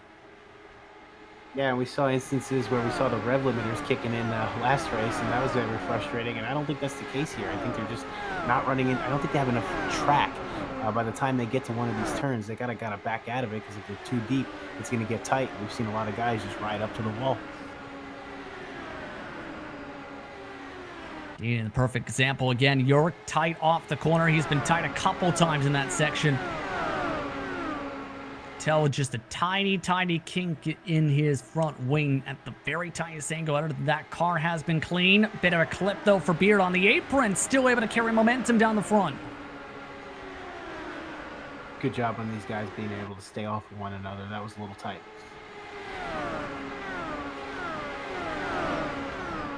Again, just in this freight train, back once again, catching up to Rayvon. Now they've stopped fighting a little bit for the time being. Tristan also trying to hook onto the draft, losing a tenth of a lap, though, each time by to this group. These drivers matching times just about with the race leader at the moment. The leaders are in the 21.63s. These cars are in, depending on the position inside the draft, either the 21.6s or the 21.7s. They've now reeled back in Rayvon with the help of the draft. York now to the bottom side once again. He wants the top 5 again. Man, we see Rayvon kind of falling off the pace just a little bit. I know he wasn't really happy with the cars prior to the race. Maybe he's just kind of chilling a little bit and relaxing and saving up his stamina for maybe the last 50 laps of this race. And right there pushes up the track though. And York able to slow him up a little bit, just enough though to get the preferred line. Move Andy York back inside the top 5. Next driver up is Beard, who is still looking to move up from P7 where he started in this entire race.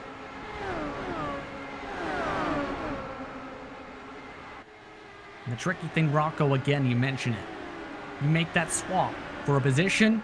It takes about a full lap to get the job done. By the time you get clear, it holds you up by a few tenths per lap by the time you get towards the next stripe. And our car's in the fray. Tercion's now in a good spot. Rayvon now gives up the bottom side, letting by Beard in 3 and 4.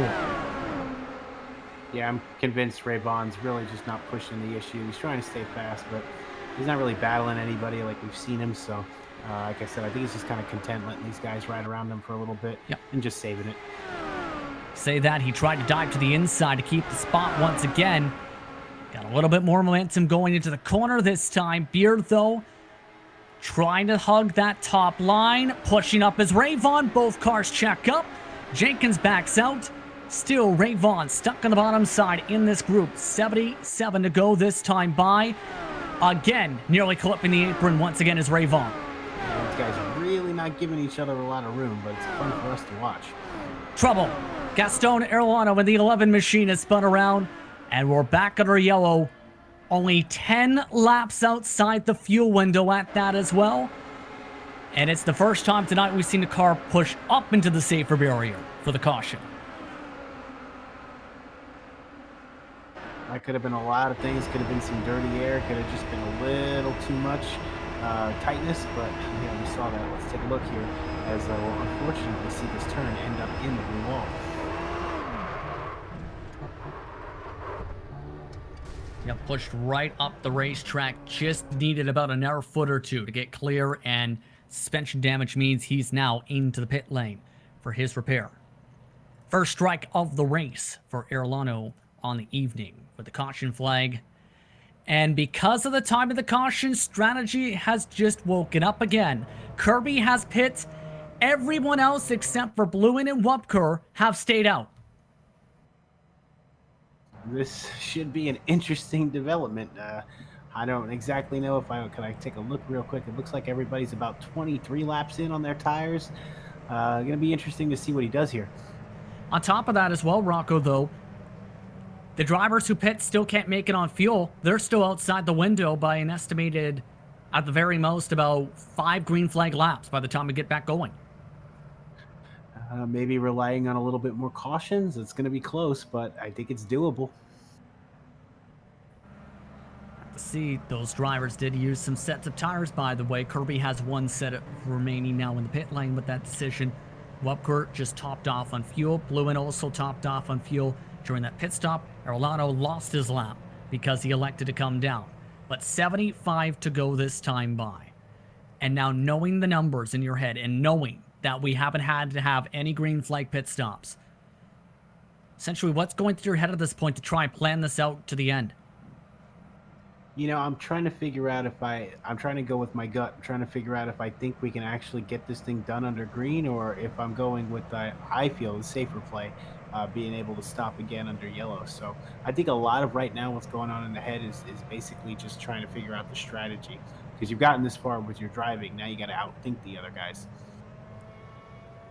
And keep in mind, there were some drivers who have mixed up some of their fuel stints and tire stints throughout this race. And using tire sets, ours just topping off on the fuel. 2 sets remaining for Galvin, 2 sets remaining for Burke. Stouffer's coming 3 times in the race, has 1 or 2 sets remaining. Yerk, 2 sets remaining. Beard, 2 sets remaining. Ravon, 2 sets remaining. Jenkins, 2 sets remaining. Matrician, 2 sets remaining. Diego Asensno's currently up in the air. He's topped up on fuel once or twice, has 1 set, believe. Copignoni, he's come in several times for top-offs. Hall fixed his wing last time by and for tires, has 2 sets remaining. Rupp has pit for tires, the majority of the caution flags. I believe he has 1 set at the most remaining. Kirby, 1 set remaining. While Bluin has topped off on several of his pit stops, as has Wubker. Well, I'll give you a break, Justin. I'm sorry. That was an excellent rundown. I just wanted to comment of all of that. Kirby is the most interesting because, as you said, he has 1 set remaining for the last 75 laps. However, his tires are fresh at this current time, so it'll be interesting to see if those tires are going to translate into track position after the first few laps. We've seen how difficult it was, though, Rocco, to get by everyone if you're in the traffic. Drivers actually lost spots by doing those calls before our longest run of the race, if you think back to the first half of this event tonight. They only got to about maybe 10th, 11th spot, and then they had to start back there. And as a result, it took them an hour, 20, 30 laps to get back where they are now, some of them. Yeah, and again, that's why you said strategy is so important. If you could pull it off, if you can work your way around traffic, it's a great call. But if you get bogged down, then you kind of regret going in. But everybody's going to have to pit at least once. I really don't think that Kirby is trying to go to the end. But if he can pull that off, that would be something. Yeah, that would be something with massive fuel savings, to say the very least. So, 72 to go this time by 4 laps outside the top end of the fuel window estimated for tonight. Galvin, Burke, Stouffer, Yerk, and Beer, your top 5. Ravons in 6, Jenkins, Matrician, Asensnos, and Compagnoni round out your top 10. All of those drivers stayed out. So have Hall and Rupp under this caution flag. Kirby on fresh tires, Lewin and Wubker on topped-off fuel. Getting ready to get back underway once again for the Crown Cover 200 at Phoenix. Galvin has been the master on the restarts for the past few. He's once again the master on this one. 5 car lengths, make it 6, his biggest jump yet for the green.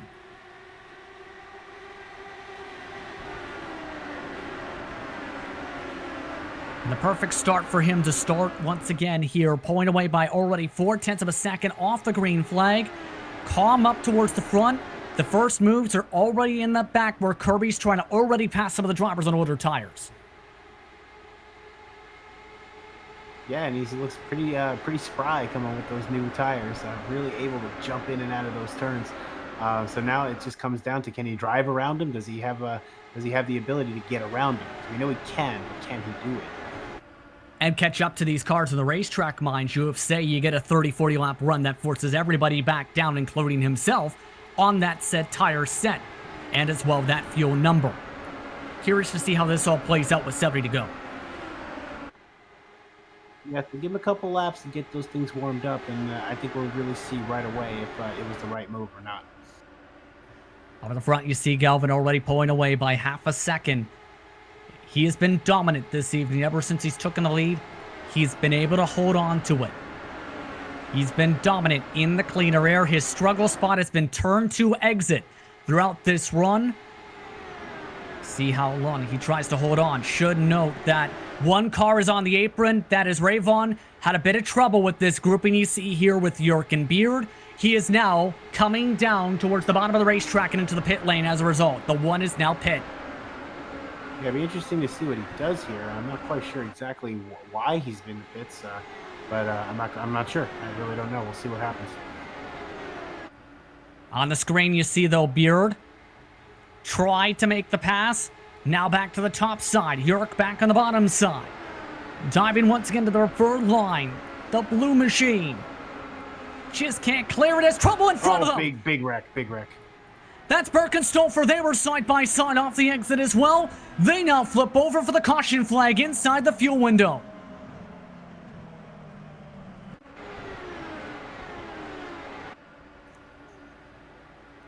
Let's take a look at this, and they were side by side through 1 and 2, just up ahead of these two we were seeing on screen.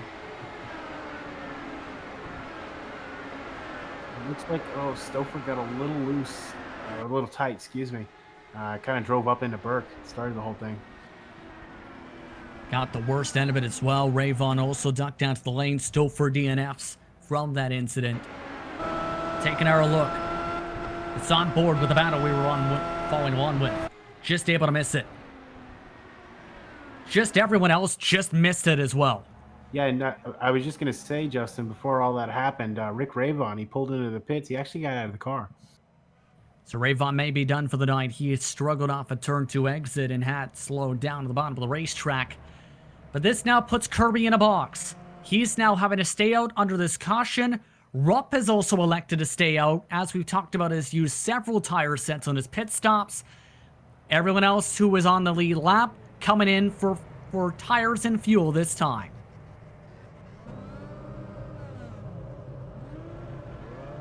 Yeah, so another caution, bringing out another strategy called Now It's a Stretch, but I think a lot of these guys can do it. We see Galvin getting away ahead of Andy Yerk. I think they're okay on fuel. It's just a matter, though, of will these drivers elect to come in and use the final set of tires they have? Since, remember, most of the field has that set in their inventory. Well, others don't. Well, the tires are going to get a little rough if they can go this far on the gas. So probably maybe try to, cut the remaining laps in half is what I try to do. So everyone, again, expect to be good on the fuel from here. By the time we get back to green, Galvin, Beard, Jenkins, Yerk, Burke, Matrician, Asensnos, Copignoni, Bluin, Webker, Hall was the race off the pit lane for the lead lap cars, with Kirby and Rupp staying out under this caution flag. No strikes assessed with the contact there. Racing Deal is the decision from race control for that last caution flag. But overall now, just 16 cars running left for the final 63 laps this time by Rocco. Yeah, so a lot of these guys have been fighting through it. They've been running this track for about an hour and a half now. So obviously more in practice. So I think a lot of these guys are starting to feel the drain. 60 laps to go. We've already been through a lot. So it'll be interesting to see who's got the mental and physical capacity to get through this. Keep in mind, Nate Burke trying to gamble at this point. And now we're hearing that Kirby may be done taking fuel, Rocco. I think he might be banking on the caution laps to help him get to the end. Well, I mean, I said that was a possibility. I thought it was a very slim possibility, but, that's what we thought we might see. And if that's what you're hearing on the radio, that's interesting development. Yeah, this does pin Eric Jeffers, where he tried to take a wave around. It could have gotten back on the lead lap. Because of this, though, now, Rocco, Arellano gets to be on the lead lap. Jeffers does not. Likely, unless they get an air run. Well, that's one of the things, trying to get your lap back the hard way. Not a lot of time for that, though. About 60 laps. He's got to hope for another caution. By the way, this is from Rick Rayvon. Brake pedal failure is the reason he parked the machine.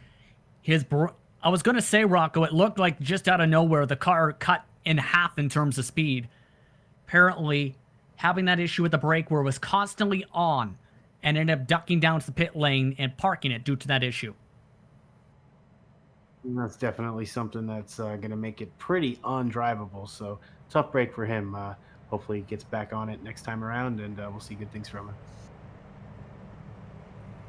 So one wave around, as mentioned, Irlano, once again, one to go this time by. Kirby and Rupp staying out for the strategy call. Galvin in third. Beard, Jenkins, Yerk, Burke, Matricion, Sensnos, Campione, your top 10. So this is going to get nerve-wracking for a couple drivers, because on top of that, Eric Jeffers, who is a lap down, will also have to start in front of several of your race leaders. Yeah, and I believe they go to back with 10 laps to go. I believe that's the rule. So we're going to see some guys intertwined with the field. Keep in mind, it's the same tire strategy that 4 Machine is, compared to Justin Kirby, who is on about 10 lap old tires in green flag conditions, 15 laps in total, including this caution flag. The pace truck coming off, Justin Kirby back in the race lead, off and away off of the green. And we see a good jump from him. Not as much gap as we've seen in the past, but a good jump nonetheless. Guys falling single file really quick. Now the tricky part is Scott Rupp, currently holding up several cars, trying to get by him on those older tires. For Rupp, he's been on them for more than 30 laps. This has allowed Galvin to get to the bottom side. Beard on by. Jenkins nearly hitting the back end of him. York and Burke also trying to get on by. A little bit of dicing these guys close together finally, so they want to make the most of it. We're seeing a good group, maybe 5 or 6 cars that are battling for position. You see it right now on your screen with the staggered lines for some of them. But again, already dropping back as Rupp on the older tires. The fresher tires prevailing in that grouping. New fastest lap, Jason Galvin, who leads this train, has already ran away from it. It is already within a second of the race leader, who still, mind you, has a lap car pinned on behind him, trying to get his lead lap back. Right, just under 60 laps to go. You're going to have to see these guys make a few moves. Again, if you're going to move your way up the field, you're going to have to take a couple laps to pass each guy, so you got to start moving now. Perfect example you see on the screen again. Burke and Yerk again attached. We talked about the cats and dogs in the parodies for a good show name. See if that show can have a good second episode here, all while Jenkins tries to wave goodbye from the back mirror. Yeah, none of these guys really separating themselves from the other. They're running pretty identical laps. Nobody really putting their nose out quite yet, but I think that's going to change here in the next few. Especially as drivers feel things out, get the momentum together, etc. with 56 to go. By the way, in sim time just past 5 p.m., it's the coldest track temp yet, with a near contact 87 degrees now. Remember, we started at over 100 degrees.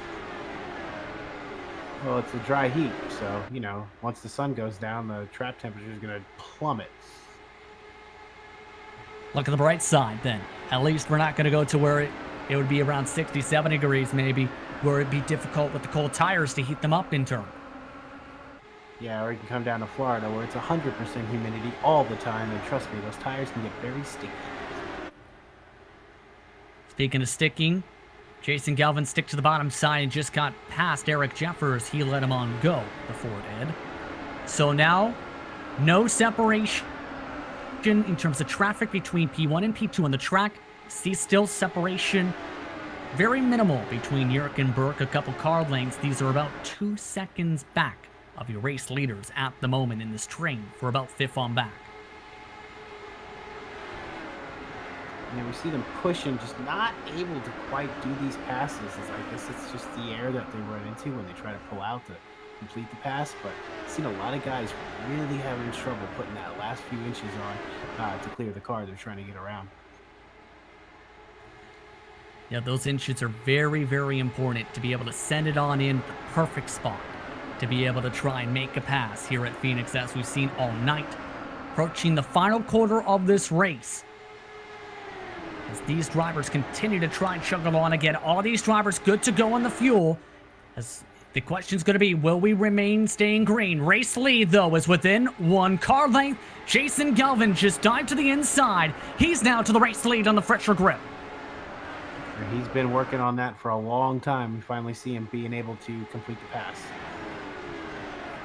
Justin Kirby trying to keep himself within range, was a 10th of a second slower last time. Just that less grip, just not able to help him defend like he was before when Galvin was having a hard time trying to pass on the harder track temp. On the bright side, the gap between second and third is 1.1 seconds already. Yeah, Justin, and I'm really interested to see. Caution. Oh, we got a yellow flag. And it's David Hall. The 75 hard into the wall. Had his spin before where he had damaged the wing. This time, does a somersault as he loses the back wing and damages his car even more with the toe. Yeah, we're going to see here. He's going to lose it a little bit, and then he's going to kind of get plowed right through. So unfortunate. Oof. Yeah, we see him. He got a little loose, and then got a little help to get into the wall. I believe that may have been Compagnoni. Yes, Compagnoni now with front wing damage from that. A rough debut for the 75 machine. His teammate still is 4 laps down. First strike for his career, as his car is already in the pit lane as a result. Under 50 laps to go, as his spotter already ducking out as well from the spotter stand as a result of that caution. No one outside of Rupp and Compagnoni electing to pit here, though. Compagnoni with the wing damage. Rupp, having those older tires, will now have some of the freshest tires potentially in the field. No one else came down under the safety car. So at this rate, when is essentially your how do I phrase this? Your do not pit moment or do not pit lap. If you pass said lap, you duck down. When's the latest you'll be willing to pit if you have an error caution? Latest I'd be willing to pit probably about 170, somewhere in there, give or take a few. How come?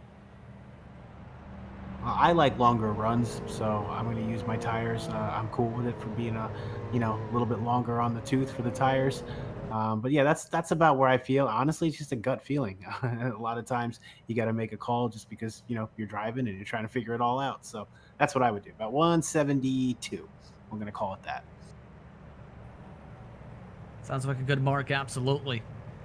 An interesting discussion being brought up, by the way, in part of the incidents, too, in terms of the positioning of the cockpit. Remember, David Hall is known more as a stock car racer on the iRacing service. Races a lot in NIS events, in some of the top split events. Usually can run top 20 at times in that series. It's not an easy transition from a stock car to an open wheel machine, mind you. Not just in the position of the cockpit, but how you drive the car. Yeah, obviously, IndyCar is going to be a little bit more responsive than, say, a stock car. But I believe his comments was he's used to getting lower, and I think what he's saying is that obviously he's on the left side of the car, so he's just got a door separating him from the inside of the track, as opposed to the IndyCar where he's got his side pod, the left apparatus on the wing, and then 2 wheels. So I think it's an interesting point brought up by him and something to consider. On top of that, remember, a 4-wheel car, let's say on in North America, you sit on the left side of the car. It's like that for a stock car as well, where you're essentially balancing out your car to the left, and the trouble spot is when you try and balance the car's center and instead don't realize you're balancing it offset right. With this, it's the opposite, where you balance it offset center, but he's used to offsetting it to that left side with that driver's side positioning, and in turn, that's where I think that mistake with the apron came in. Yes, and I think that's a very astute observation, Professor. That's a lot of wording to go into a lot of what we see. It really makes you think that you really realize how complicated it is. You just see a car going around as quick as possible, but you really got to think about what goes into all the angles and doing it over and over. Hall back on the track, by the way, after the tow. Several laps down after 2 minutes and 54 seconds on the truck. Puts him 2 laps down. 45 to go this time by. To reset your field again, it's Galvin Kirby, Bearden Jenkins, Jurgen Burke, Patrician Asensnos, Bluin and Arellano rounding out your top 10 on the racetrack as the pace lights come out this time by. How do you play this now if you're the rest of the field, if you want to try and fight for a podium? I think you got to be smart about it. You know, you got 40 laps. You got to pick your spots. But I think the key is to being smart. I've seen a lot of guys get in the wall too hard coming out of turn two, going to ruin some nights. But I think, like I said, just keep your cool, find your spots when you have, and don't force it anywhere you shouldn't be. And don't forget, Eric Jeffers is starting third in the line, but is still a lap down. He's had the pace to keep up with the leaders, if not a little bit quicker. It's just, again, you don't want to interfere for the battle for the race lead to get your lap back as a result. Right, and I think that's a reason why this race is 200 laps long, because we've seen these guys kind of play the slow game, and we're seeing a lot of guys move up to the front, like Paul Jenkins. He's up in fourth spot. You know, we've spoken about him a couple times tonight. Obviously, the points leader, but you know, he's lurking up there. He's in striking distance. Green flag's back out. We're underway once again with 44 laps to go. As once again, Jason Galvin going off through turns 1 and 2. Another decent jump by 4/10. Kirby in second. And now he's letting up some of the gap already. Beard is already in third. Jenkins still in fourth. York and Burke round out the top 5 off the jump. Right, and these guys pushing hard off the restart. Tires are, you know, not up to temperature quite yet, so it's good to see a lot of grip going on, a lot of separation so far. Similar to what we've seen before, but the interesting thing is going to be how this works out for Kirby here, I think, Rocco, because if he feels he can make it on the fuel, if he gets a couple more cautions, he's also going to have to try and keep up on older tires, mind you, by 10 laps. And that's something to consider. So, you know, he made up a lot of track position. I don't think that strategy is good enough to win, but I think he might be able to sneak a top 5 out of it. I mean, he's been a top 3 car all night, as we've seen. So we've continued to pace along. As, by the way, third on back has continued to lose time, as well as Eric Jeffers. That train already nearly a second behind. That's how quick these two have been all race.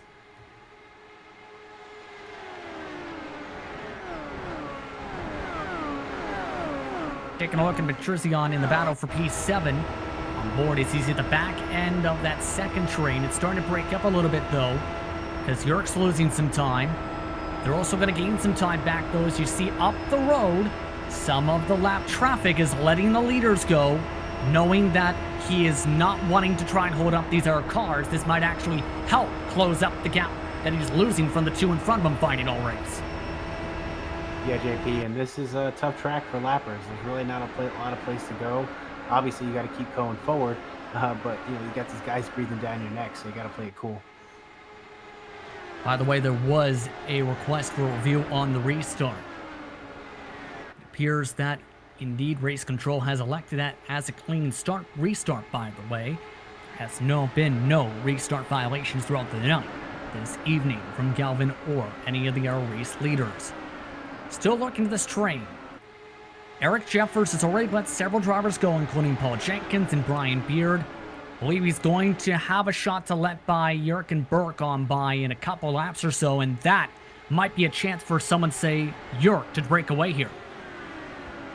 I think someone's trying to break away, and while they're doing this, you know, a lot of jockeying for position, a lot of opportunities for just to catch that little bit of air that we've seen. That's what makes these last few laps tense. Yeah, you mentioned the cars breaking away. Jenkins and Beard have already ran away. Jeffers giving the bottom this time by. And like we just said, Yerk taking advantage, but didn't get a good corner exit.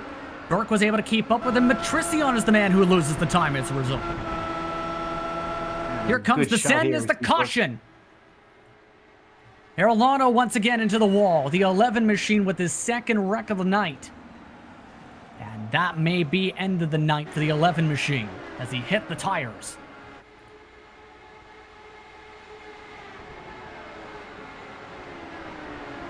That's his second strike of the night, by the way.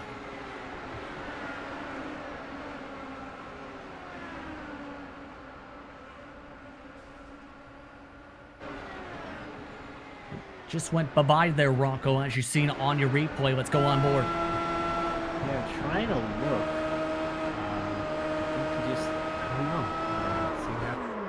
Just lost it. Too much throttle, I guess. And that spin means just 15 cars are running with 35 to go. and no one elected to come down and pit once again outside of Eric Jeffers and Jeff Wubker. I think this pretty much guarantees Kirby's going to make it to the end now on his fuel load. Fairly.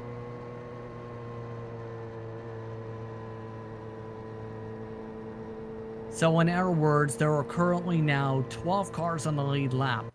Let's start with the caution flag. Arellano now confirmed with the caution flag and the DNF on the night. At this point, what do you do if you want to try and beat Jason Galvin? Because it seems like he's been fairly quick on the track throughout the night. I think it'd actually be a tall order for anybody that we haven't seen. Maybe somebody's saving some stuff. But yeah, we've seen he's definitely been the quickest. Justin Kirby obviously playing the strategy game, trying to take into a gap there. And maybe you'll see a surprise. We see Jenkins always there, 4th spot, hasn't won a race, but obviously a good points-paying position. Let's talk a little bit about him, actually, a little bit, Rocco, because he hasn't been the aggressor, it seems, all race. If anything, he's been willing to fall on behind. He's gained most of his spots throughout the night by taking advantage of drivers holding each other up with the traffic or not getting good jumps with older tires in front. Yeah, but that's what he's been doing all season, and that's the type of thing you have to do to be in the points lead, and you can see how well he's been doing it just based on the gap in the points.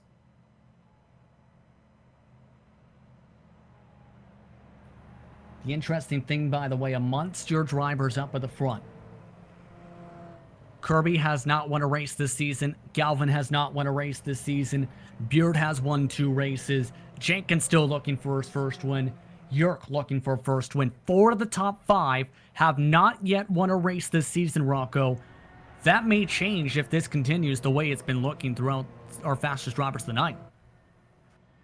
Yeah, and you know that they're all thinking about it. Every single guy that hasn't won a race yet, they're thinking about the fact that there's 30 laps to go, and they're right there, right looking at the pace truck. Currently, drivers are testing out various different methods, by the way, in terms of braking, either 2 feet or 1 feet. In terms of IndyCars, how would you play the pedals? Are you a 2-foot braker or a 1-foot braker, if that makes sense? I got to use 2 feet, even if it's an oval road course. I don't know. I just learned how to do it with 2. So, I mean, I drive a regular car with 1, but 2 when I'm racing for sure. Why is that, by the way, especially with these type of cars, in your opinion, for the 2 feet? I just feel like I'm more responsive with my left foot, so I think there's more muscle memory there. I'm sure just some guys are just as good using 1, but again, the preference is 2. I feel like there's a little bit less transitioning, and in turn, you get a little bit of extra time. Yeah, to be honest, I'm more of a 1-foot brake user, as in I use my right foot for both the gas and the brake. The reason for that, it almost seems, Rocco, I'm not sure if you've noticed this at all, where I let off the gas, say 30%, I accidentally hit the brake 30%. Have you ever heard something like that or had something like that with you? Oh, well, sometimes I kind of do that to move into a turn, you know? So I've heard of that, you know? So, I mean, whatever works for you. But yeah, it does take a little bit of time. Like I said, I'm sure most of these guys probably use a single foot to drive, you know, their everyday vehicles. So it definitely is a little bit of a transition. So, but I'm sure 1 foot or 2, they're going to be using the gas pedal as much for the last 30 laps here. Well, I put it this way, Rocco. Tried using my left foot once during a driver instructor lesson when I was first learning to drive in real life. I broke the brake pedal within the first lesson.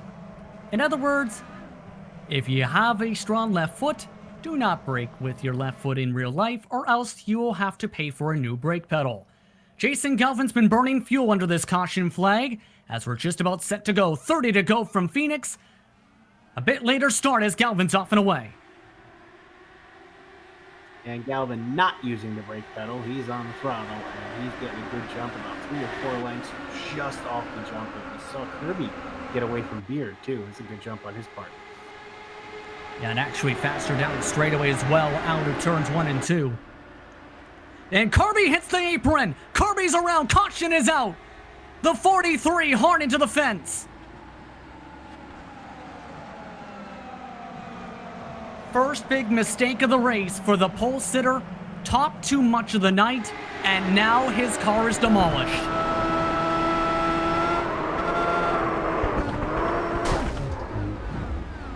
Oh, what a way to end up. Jeez, that's unfortunate, man. And a rough way to take him out of contention. Leck will lose a lap. His left side tires were just about fully under the apron. That's what we're watching right now. That was the drama. Is he going to be able to get this thing into the pit stall in time to beat out that pace car? Pace car's coming around. Oh, he's in the pit wall. Oh, this is interesting. Is he going to make it? Yeah, he's currently wobbling in the pit lane as everyone else stays on the racetrack. He was one difference in the strategy as he's again into the pit wall.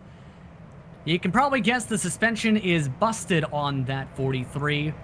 And already will lose a lap this time by. Oh, a valiant effort. Too bad, man. Too bad. And can't pass the pit cone either, or else he'll get a black flag. So to the back of the line he goes with the pit exit closed. So take Kirby out of the conversation for the race victory just like that, and puts it right into the lap of Jason Galvin.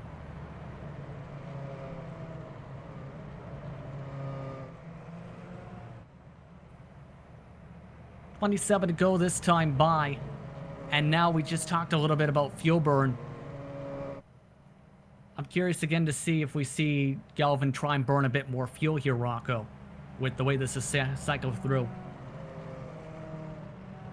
Yeah, it's one of those things where he's going to have to, I think, be a little bit cautious with the guys behind him. I feel like they're going to be pushing. So a lot of strategy still to be played out. Still 25 laps to go.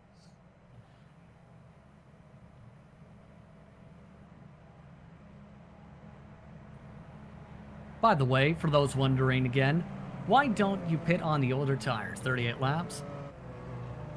From Jason Galvin, his crew is eating ice cream. So, currently they're busy. Other than that, everyone else also apparently has joined them for the ice cream party, meaning no pit stops this time. Track position's also very key. It's an interesting little reference there, Justin. So, it's late. I'm going to let you get away with that one. Days of Thunder reference for those who are under the radar as you look on board. Spear.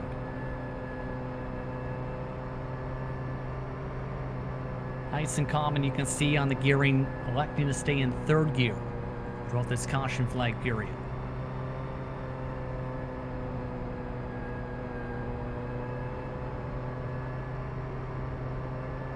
Compare that to Jason Galvin. He's actually on first gear throughout these pace laps, Rocco. So differences in how the drivers even take the pace laps under caution here.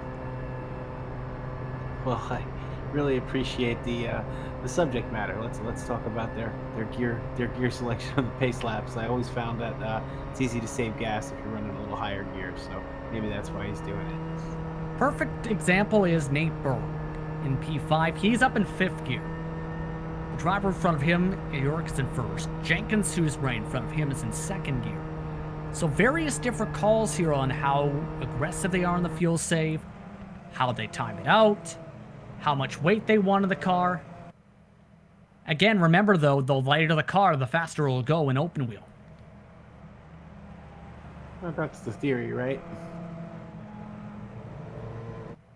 So in other words, would you, again, prefer a lighter car with fresh tires, or prefer to fill it up to the top, say, if you are in this situation? Some of these drivers are right here to figure this out. If those are my options, I'm going to go lighter car, fresh tires. Absolutely. Jason Galvin's now trying to burn some fuel now behind the pace truck. 1 to go this time by. 15 are still running. 11 on the lead lap. Galvin, Beard, Jenkins, Yerk, Burke, Matrizion, Ascent, Snows, Bluin, Rupp, Copignoni, and Wubker are those 11 drivers on the lead lap. Galvin has led a majority of the laps tonight. He's really aggressive on the fuel burn, Rocco. Trying to burn multiple laps of fuel under this pace lap. Yeah, it's interesting to see that. So a lot of strategy. The weight of the car is coming into play. So obviously a lot of strategy. I mean, we've seen our fastest laps of the race, not just because of the tire temps and the track temp, but because of potentially as well that fuel burn as this race has progressed now. Galvin now goes back single file, 24 to go this time by, and the crown cover 200. Galvin with a great jump, everyone else caught sleeping this time.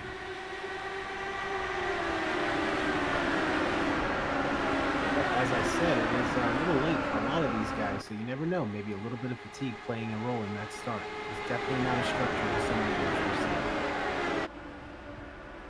So Galvin tries to run off and away by about half a second, this time by the stripe, 23 to go. Beard is in second, right behind them. Jenkins in P3. York and Burke round out the top 5. Off the jump, and the pylon separate overall by 1.3 seconds.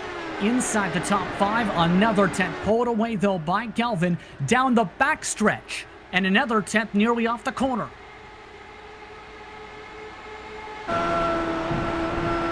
So look on board, it's Paul Jenkins trying to get to his highest point of the race. He is in P3.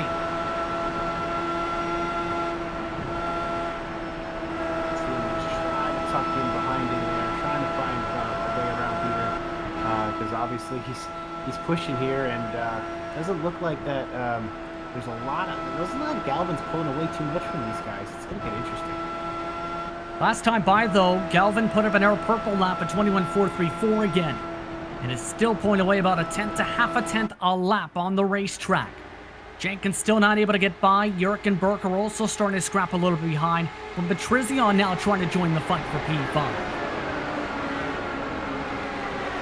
Sticking his nose in there, trying to make us, letting him know that he's there. Burke trying to take the higher line, trying to avoid the blue machine. Diamonds it off the corner. It hasn't worked too much tonight. Just about worked this time by. Bit of a bobble off at the top of the gear, though. Not able to get a big enough run to try and make that stick. Yeah, big moment at the last part of the race. You don't want to lose it and have all that work you've done up to this point go for naught. Back up towards the front, just in front of them, Beard and Jenkins. Starting to see a little impatience for the first time tonight from Jenkins. We talked about how he's been content, it seems, on riding and trying to wait for a mistake. This time he's trying to be the aggressor, knowing the points are on the line, especially with these two drivers at the top of the standings. Yeah, the gloves are off now, 15 laps to go. It's now as you do it, you're going to get what you get now. The Aero X machine not able to dive it again to the inside, nearly clipping the apron as Brian Beard in the fight. They stay single file, and now comes the question as well. Can they gain time on top of this on Jason Galvin? They've been losing time. That's the downside, though, Rocco, on corner entry. No, we got a crash in the back. Looks like 6 spot around in the wall. That's Nate Burke and Christopher Matricion. Back under yellow, and this could get interesting. Another driver clipped the apron. It's Burke this time for about 4/5 on back.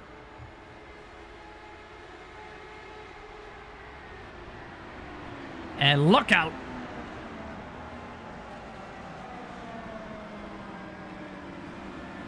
Surprised that more drivers didn't run into there. Bad news if you're a Burke fan, by the way. His suspension is completely destroyed. And also, we're setting up for a restart for what could be coming down to the final 10 laps or so. Oh boy. This gets intriguing now with the oldest tires in the race for a restart for many of these drivers tonight. Yeah, Justin, a lot of elements are coming into play. A lot of things a lot of guys weren't expecting. Interesting. Like I said, it's way past my pit point. I ain't going back in there. So I got what I got, and I got to see what I can get with it. Of note, Nate Burke is now the last car on the lead lap and still struggling to get around the racetrack. Has also been getting an EOL penalty and the first strike of his night. Will likely lose a lap as a result of this caution. Matricion is still pulling the tow truck and is already off the lead lap. Unfortunate for Matricion, he had been one of our biggest movers of the night. Calmly, quietly cutting his way through the field. He's now likely done for contention. Burke as well out of contention after battling for 5th with York, and with that 27 for about 60 of the 200 laps scheduled tonight. So Justin, how are you feeling with 14 laps to go? I know you got a lot of stock car in you. Are you tired? Or are you focused? How you feeling after this kind of run? Personally, it's a mix of both, based on experience in the cockpit, Rocco. It depends really on the flow of the race. It's been one where it's gone by fairly quickly throughout the evening. For others, remember, the race time has already gone about 1 hour and nearly 45 minutes. So it's really, as long as you stay hydrated, I think, Rocco, you're okay. But depending on the time, again, of the day, as you talked about it, for some of these drivers, it's later on in the evening, it can start to see a bit of butterfly effect, a little bit, or a little bit of fuzziness, so to speak, that can affect a couple tenths of your responsiveness, Rocco. Yeah, I've noticed a couple times I'll be racing a little too long and the eyes start to water a little bit, and you're kind of like doing that little dance where you're trying to peek out of one eye that you can actually get to work. So I've been there. It's not so much more so that, it's more so just trying to keep the exhaustion levels low and trying to keep the heat within the body from racing so much low. Jason Galvin, he's trying to keep his revs fairly high, by the way, in the 5,000 range you see on the screen. Again, back in first gear, and he's burned a fair bit of fuel. He's got some of the lighter cars on the track at the moment. He's still in the race lead. He's been the fastest car off the jump and on the short run all night. He's in the best spot potentially to get his first victory of the year. Yeah, JP, and there's no better place to be than up front. If he can get a good jump, he might have, there might be little laps left enough for him to really not get caught. He could take this just from the start. Especially with how good he's been able to take the corner entry, Rocco. Yeah, and then we see our top three, Brian Beard at second spot, Paul Jenkins, and of course he'd take a podium, and, that's another notch on the belt, and, another step toward the championship. Projecting about 11 laps to go or so when the restart begins. You see on the pace truck, lights are now out. Let's rack them and restack them once again. Galvin, Beard, Jenkins, Yerk, Ascents Nose, Bluin, Wubker, Copignoni, Rupp, and now Kirby round out your top 10. As a result of that caution, only 9 drivers are on the lead lap. Drivers have now been instructed that mandatory blue flags will now be in play for anyone 1 lap down or more on the racetrack. So blue flags now mandatory to follow through on the racetrack. Yeah, and there's more guys right now that are running that are down than that aren't. So we'll see. 15 cars are still running. 6 are 1 lap down or more, including Kirby, Jeffers, and Burke. Hall 2 laps down, Matricion 2, Grellings 4 laps down as well. Galvin is off and away, green flag is out, 11 laps to go from Phoenix. And that's the start he needed. Already picture perfect, nearly half a second. It's one of his bigger jumps interval-wise, off in a 1 and 2. His struggle spot, it seems, though, is turn 2 exit. That may be the one chance for Beard to try and close in and fight for this race. Yeah, well, he's going to have to do something. Galvin got a great pull away from him on that start. And it's almost, getting caught up by third spot there. So Beard, he's got a little bit of hustling to do here. Under 10 laps to go, coming to 9 laps to go. 6 tenths now of the gap. Galvin already running off and away. Jenkins still trying to fall behind, nearly pushing up to the wall as Beard off the gas a little bit as he arcs it down a little bit higher. Jenkins going for the diamond line as Wubner just set the purple lap of the race. Check that now, Justin Kirby with a 21.3. Yeah, Justin, we're starting to see these lighter cars come into play, just as you were saying. Keep in mind, Kirby did pit for fresher tires, and the track is continuing to cool on down as the dry heat continues to cool this track and the air temps. Still behind, Jenkins trying to fall. Behind as well, you see some of the other fights. This battle's been heating up a little bit in the backdrop. This is Copignoni on the top. This is Kirby on the top, on the bottom. Kirby, though, is the first driver 1 lap down. And now they get a caution. Matricion again involved in an incident. And this will end up making things intriguing for what could be a couple lap shootout for this race. Yeah, we see here a little bit under that apron. Good job by the guys behind him avoiding him, but putting that nose up against the retaining wall, so the yellow flag comes out. It was already 2 laps down from the previous caution flag. Seen right there, the bobble, the spin. What a dodge by Hall and Company to not run him over there.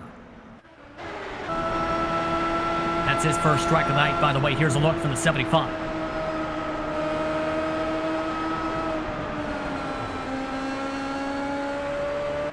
Good heads up move there from him, Rocco. Yeah, a little bit of a twitch, not too much. Too much goes into the wall, so just enough. And sometimes it doesn't even take a lot. You don't even think about it. You just buy it before it happens, and those are the best. 5 to go this time by. Maybe a couple laps to even think about a restart here at the very least. Next caution would end the race, Rocco. How do you do this if you are Beard, Jenkins, York to try and win this race? Well, obviously the start's key. The only unfortunate part for second and third spot is that Galvin's been on top of his starts all night. Barring some sort of, catastrophic failure, I think he's going to have a good start. I think he's in a solid position. It's not over yet, but I think he's in a real good spot right now. Counterpoint, how do you play this if you're Galvin? Just step on the gas and forget to stop until they tell you to. But what about the risk of tire spin? Remember, there's 61 laps now on their tire stint, including cautions. Yeah, but he seems to have been managing his starts pretty good. So again, I think the more thing is the more concern that we have is turn 2. If they get a green flag run coming out of turn 2, these guys are going to be pushing. They got to remember they've been at this for 198 laps. Let's finish the last 2. 4 to go this time by. Still at least a few more pace laps. Again, 15 cars are still running with this caution flag. Tristan Matrician, like the to pit, remember, doesn't have a fast repair remaining after flipping up into the sky. So we'll deal with wing and suspension damage the rest of the way.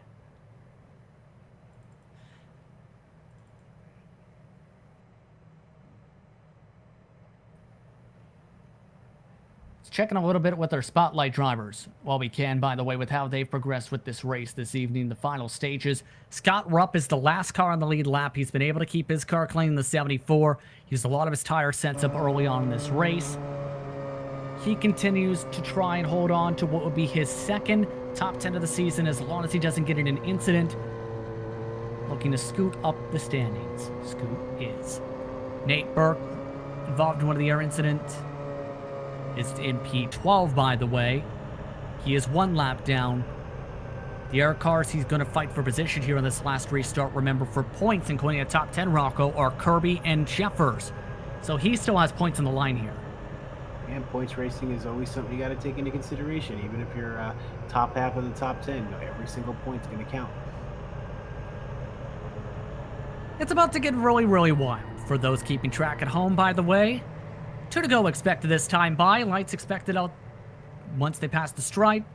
1 lap shootout projected, Rocco. Does that change your opinion on what you just said moments ago? That actually solidifies it, because I think if Galvin can get at least a decent start, I don't think they're going to catch him.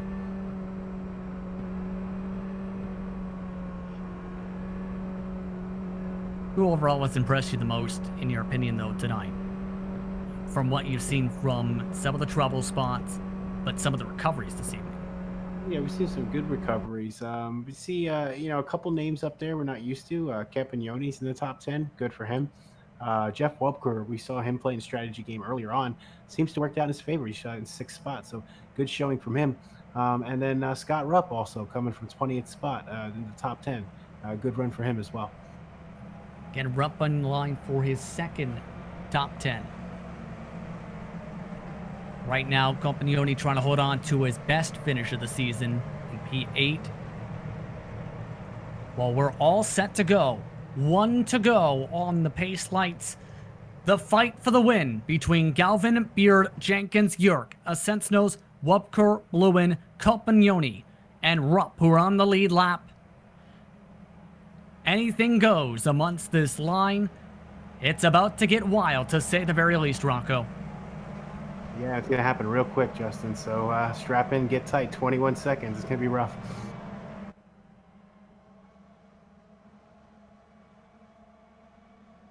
Can Beard time it up? Can Galvin run away again? Final lap of the Crown Cover 200 is underway. Galvin with a massive jump. Nearly half a second lead into 1 and 2 again. Far around before the start finish line.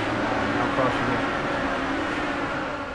No caution indeed. Nate Burke is still going.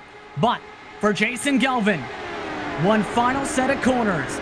He has been dominant since taking the lead in the first quarter of the night. Jason Galvin, first victory of 2020, comes at Phoenix. He wins the Crown Cover 200. Beard in second. Jenkins rounds out your top 3. Yeah, and Yerk and Diego Sensos, top 5. Good finish for him. One of the best finishes of the year for the number 6 since the road course race. Wupker also with one of his best finishes. Lewin with a solid run as well. What a race, though, for Jason Galvin. Led a majority of the laps tonight. He had to work and take advantage of traffic to get that lead, but once he got it, Rocco, he never looked back. Yeah, and those starts were key, so we saw that happen time and time again. He earned the win tonight. Good for him. Celebration time for the race announcer and open wheel driver. Post-race coverage coming up in just a few moments. Stick around. You're watching the Global Sim Racing channel live at the virtual Phoenix Raceway.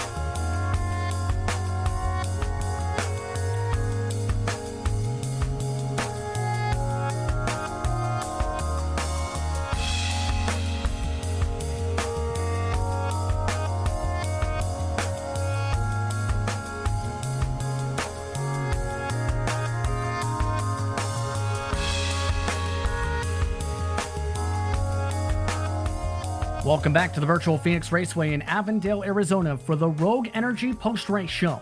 Rogue Energy drink is designed to replace unhealthy canned energy drinks, coffee, and even traditional pre-workouts. Rogue Energy is sugar-free and loaded with vitamins, antioxidants, and nootropics. Scoop, shake, drink, win. Use promo code UCORAINDY to get 10% off of your purchases at rogueenergy.com. Once again, UCORAINDY for 10% off. Tonight, the man who dominated was Jason Galvin, led about 3/4 of the race to take home his first victory in the series in 8 starts in 2020. Brian Beard came home in second, started in P7, while Paul Jenkins quietly came home with the final step of the podium.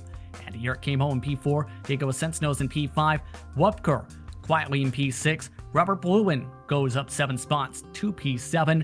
The Canadian driver holds off Compagnoni for a P8 finish for the 33 machine, his best of the season. Rupp, with the second top 10 of the year, comes home in 9th, and Justin Kirby, who was in contention for a top 2, with that spin as the first car lap down in P10, Rocco. Yeah, Justin, and all these guys lap down or more. We see Jeffers and Burke, 11th and 12th. David Hall, we saw him struggle a little bit, 13th spot. Matrigian involved in a couple accidents late, 2 laps down. Then Drailing, Arellano, Stouffer, Ravon, Lodel, who we saw pull off and disconnect, and Swaley rolling out your top 20. A couple of these guys more than 100 laps down. And we see across the screen now a few guys that started but didn't really have a long run today. Hackathorn in his first start of the season only made it just less than 50 laps. Travis Bennett, involved with the 2 cautions early on, DNF 22nd from a P4 starting spot. But Jason Galvin finally has done it. Finally able to get a victory this season. How does it feel to be a winner in 2020? Hey, Justin. Yeah, man. If that feels good, that was the race I really wanted to. I mean, you want all of them, right? But the last 3 ovals, I've been in first or second with 3 laps to go, and have 3 DNFs to show for it. Phoenix is a track where I got my big league start as a racing broadcaster. I was the announcer there for a few years. I love that place, and it was good. It felt really good to finally win that race. Finally win a race in this league, and to win that one the way that we won it. I felt like we were the best car all night.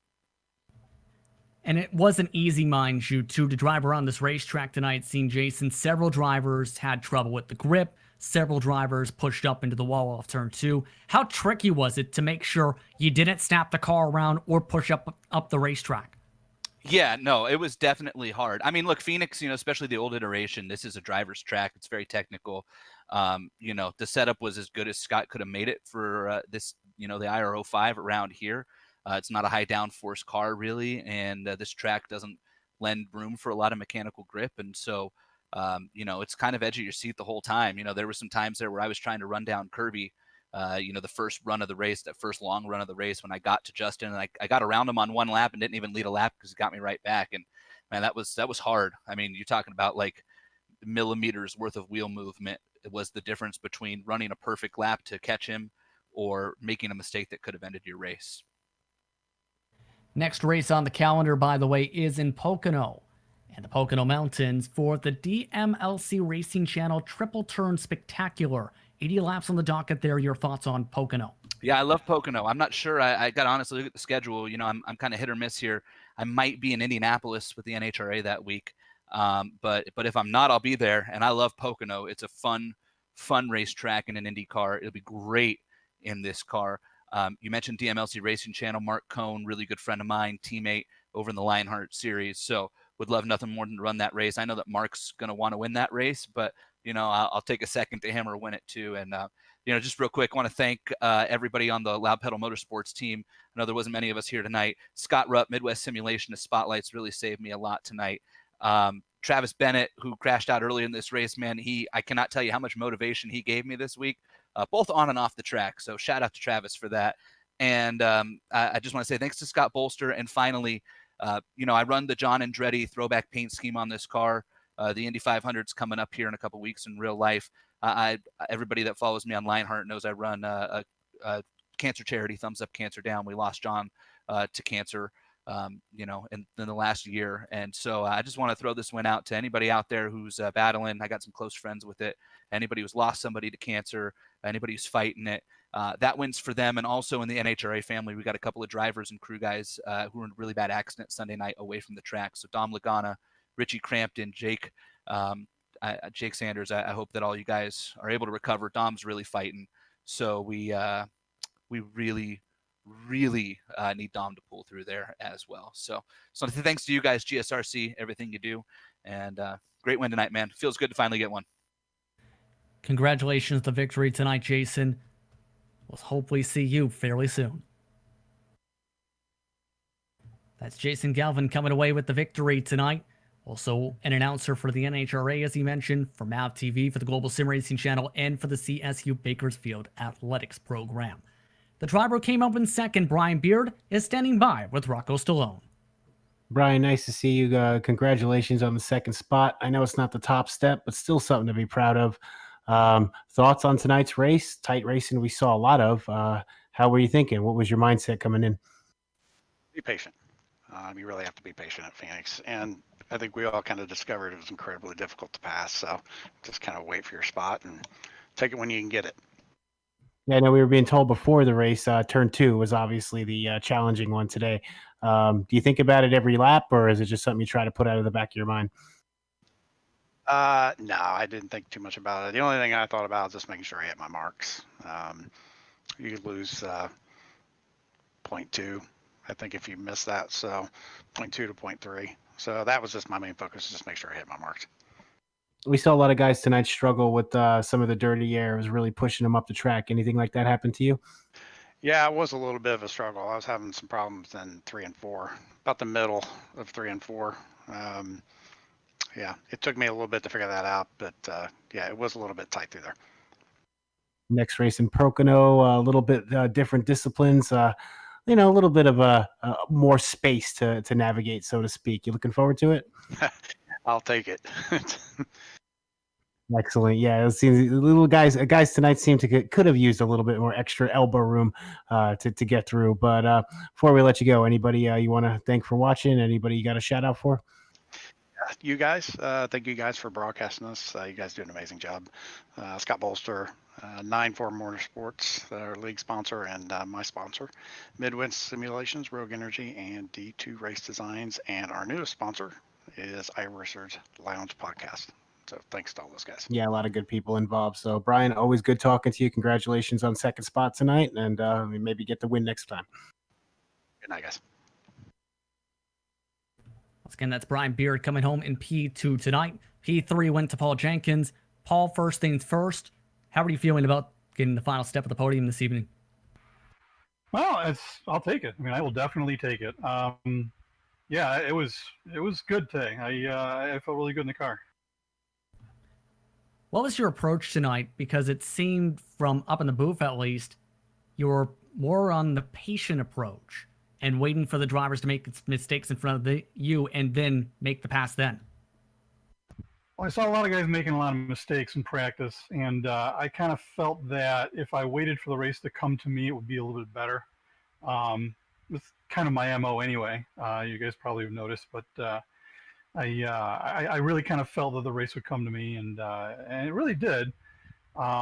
Towards the end, though, of course, Brian and I were just kind of dancing partners all race long. We couldn't get away from each other, and towards the end, I had his number. I really did. I mean, I was getting him, and I was just trying to size him up. But passing here is so hard. And about the time I started sizing him up for a wheel, we get a yellow, and that happened like 3 times. I'm just like, come on. Absolutely, it looked pretty tricky this evening, to say the very least. But next race goes to the Tricky Triangle. Your thoughts on that track to try and get your first victory at 2020? Well, I'll tell you what. If it happens at Pocono, it'll be a miracle. That track has it out for me. I am not terribly fast. Of course, I'm going to say that and watch I'll do well. But it seems to me that track seems to confound me to some extent. But it just seems to me that it's a very fast track, but it's a very difficult track to get right, and it can be very deceiving. So I think it's going to bring out some really good racing. I think it's going to be really exciting, especially in this car. Who do you want to thank real quick for your podium finish tonight? Well, as always, thank my wife for allowing me to indulge in this craziness, and of course you guys for putting on a great broadcast, and Scott Bolster and the team for putting up the league, and runs a tight ship. And I think you guys are seeing that product every weekend or every week on the racetrack. We've got a great group of guys here. All of these guys I trust, and I feel very comfortable racing very close to, and you can't always say that about a lot of leagues, and this one has a great group of guys. So just everyone else on the track. Congratulations on the third place finish tonight, Paul. Once more. We'll see you guys. Thanks a lot. Once again, I'd like to thank Paul Jenkins, Brian Beard, and Jason Galvin for joining us for post-race coverage here on the Global Sim Racing channel. First, your final thoughts, Rocco, on what was an intriguing race here at Phoenix, to say the least. Yeah, we saw a lot of good battles. We saw good battles up front. A lot of good dealing with, I guess, difficulties. We heard about the dirty air. We saw about coming out of turn 2, bad tires, things like that. So a lot of work done from these guys tonight. We go into a bigger track, Pocono next race. Should be interesting to see the different disciplines come into effect. What do you expect when we go to the Tricky Triangle with these machines? Because thinking back, remember, lots of speed carried around that racetrack. Lots of potential possibility for slipstream there with the straightaways. Yep, the oval that drives like a road course, right? So we shall see. Turn 2 is always interesting to see these guys fly through. So I'm looking forward to that, and obviously the longest straightaway that we have, and a lot of room to do. So we'll see a lot of maneuvering around. Should be fun. Great to see how everything shakes out there with these machines at that time. But we'd like to thank you for tuning in for tonight's action for the virtual Phoenix Raceway. We'd also like to thank Eucora and its sponsors, D2 Race Designs, Midwest Simulations, Rogue Energy, along with the latest of the sponsors, the iRacers Lounge, as well as your title sponsor for tonight's race, in Crown Cover. Once again, to find out more about them, Google Crown Cover tonight. We'd also like to thank you for tuning in once more for tonight and ask you again, are you interested in advertising with GSRC? Our channel's 1 million global monthly impressions are a great way to get your branding seen by a diverse audience. Follow the link in the description to the YouTube version of this broadcast. Or more about the Global Sim Racing channel. I'd take the time to thank as well the companies that provide the software and hardware for broadcasts now listed up on your screen. Special thanks go to Jude Lalonde, who provides our wonderful music. See the screen for how to get a hold of more of our great work. Thanks to the great team in Rocco and Sean. If you'd like to find out more about GSRC and any of the upcoming races, you can find it at globalsimracingchannel.com.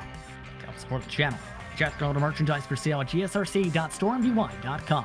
Check out our social media on Twitter at GSR Channel, Facebook at Global Sim Racing Channel, and Instagram at GSRC_Gram. Don't forget to head over to the YouTube page and hit that big red subscribe button so you don't miss a moment here on the Global Sim Racing Channel.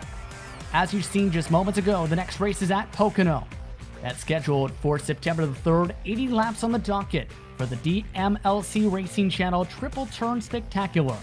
We'll see who can come away with a spectacular finish, a spectacular victory here on GSRC. We also have upcoming races for other series listed up on your screen, so be sure to check those out and mark them down on your calendar. Until next time, race clean, race hard, we'll see you on the track.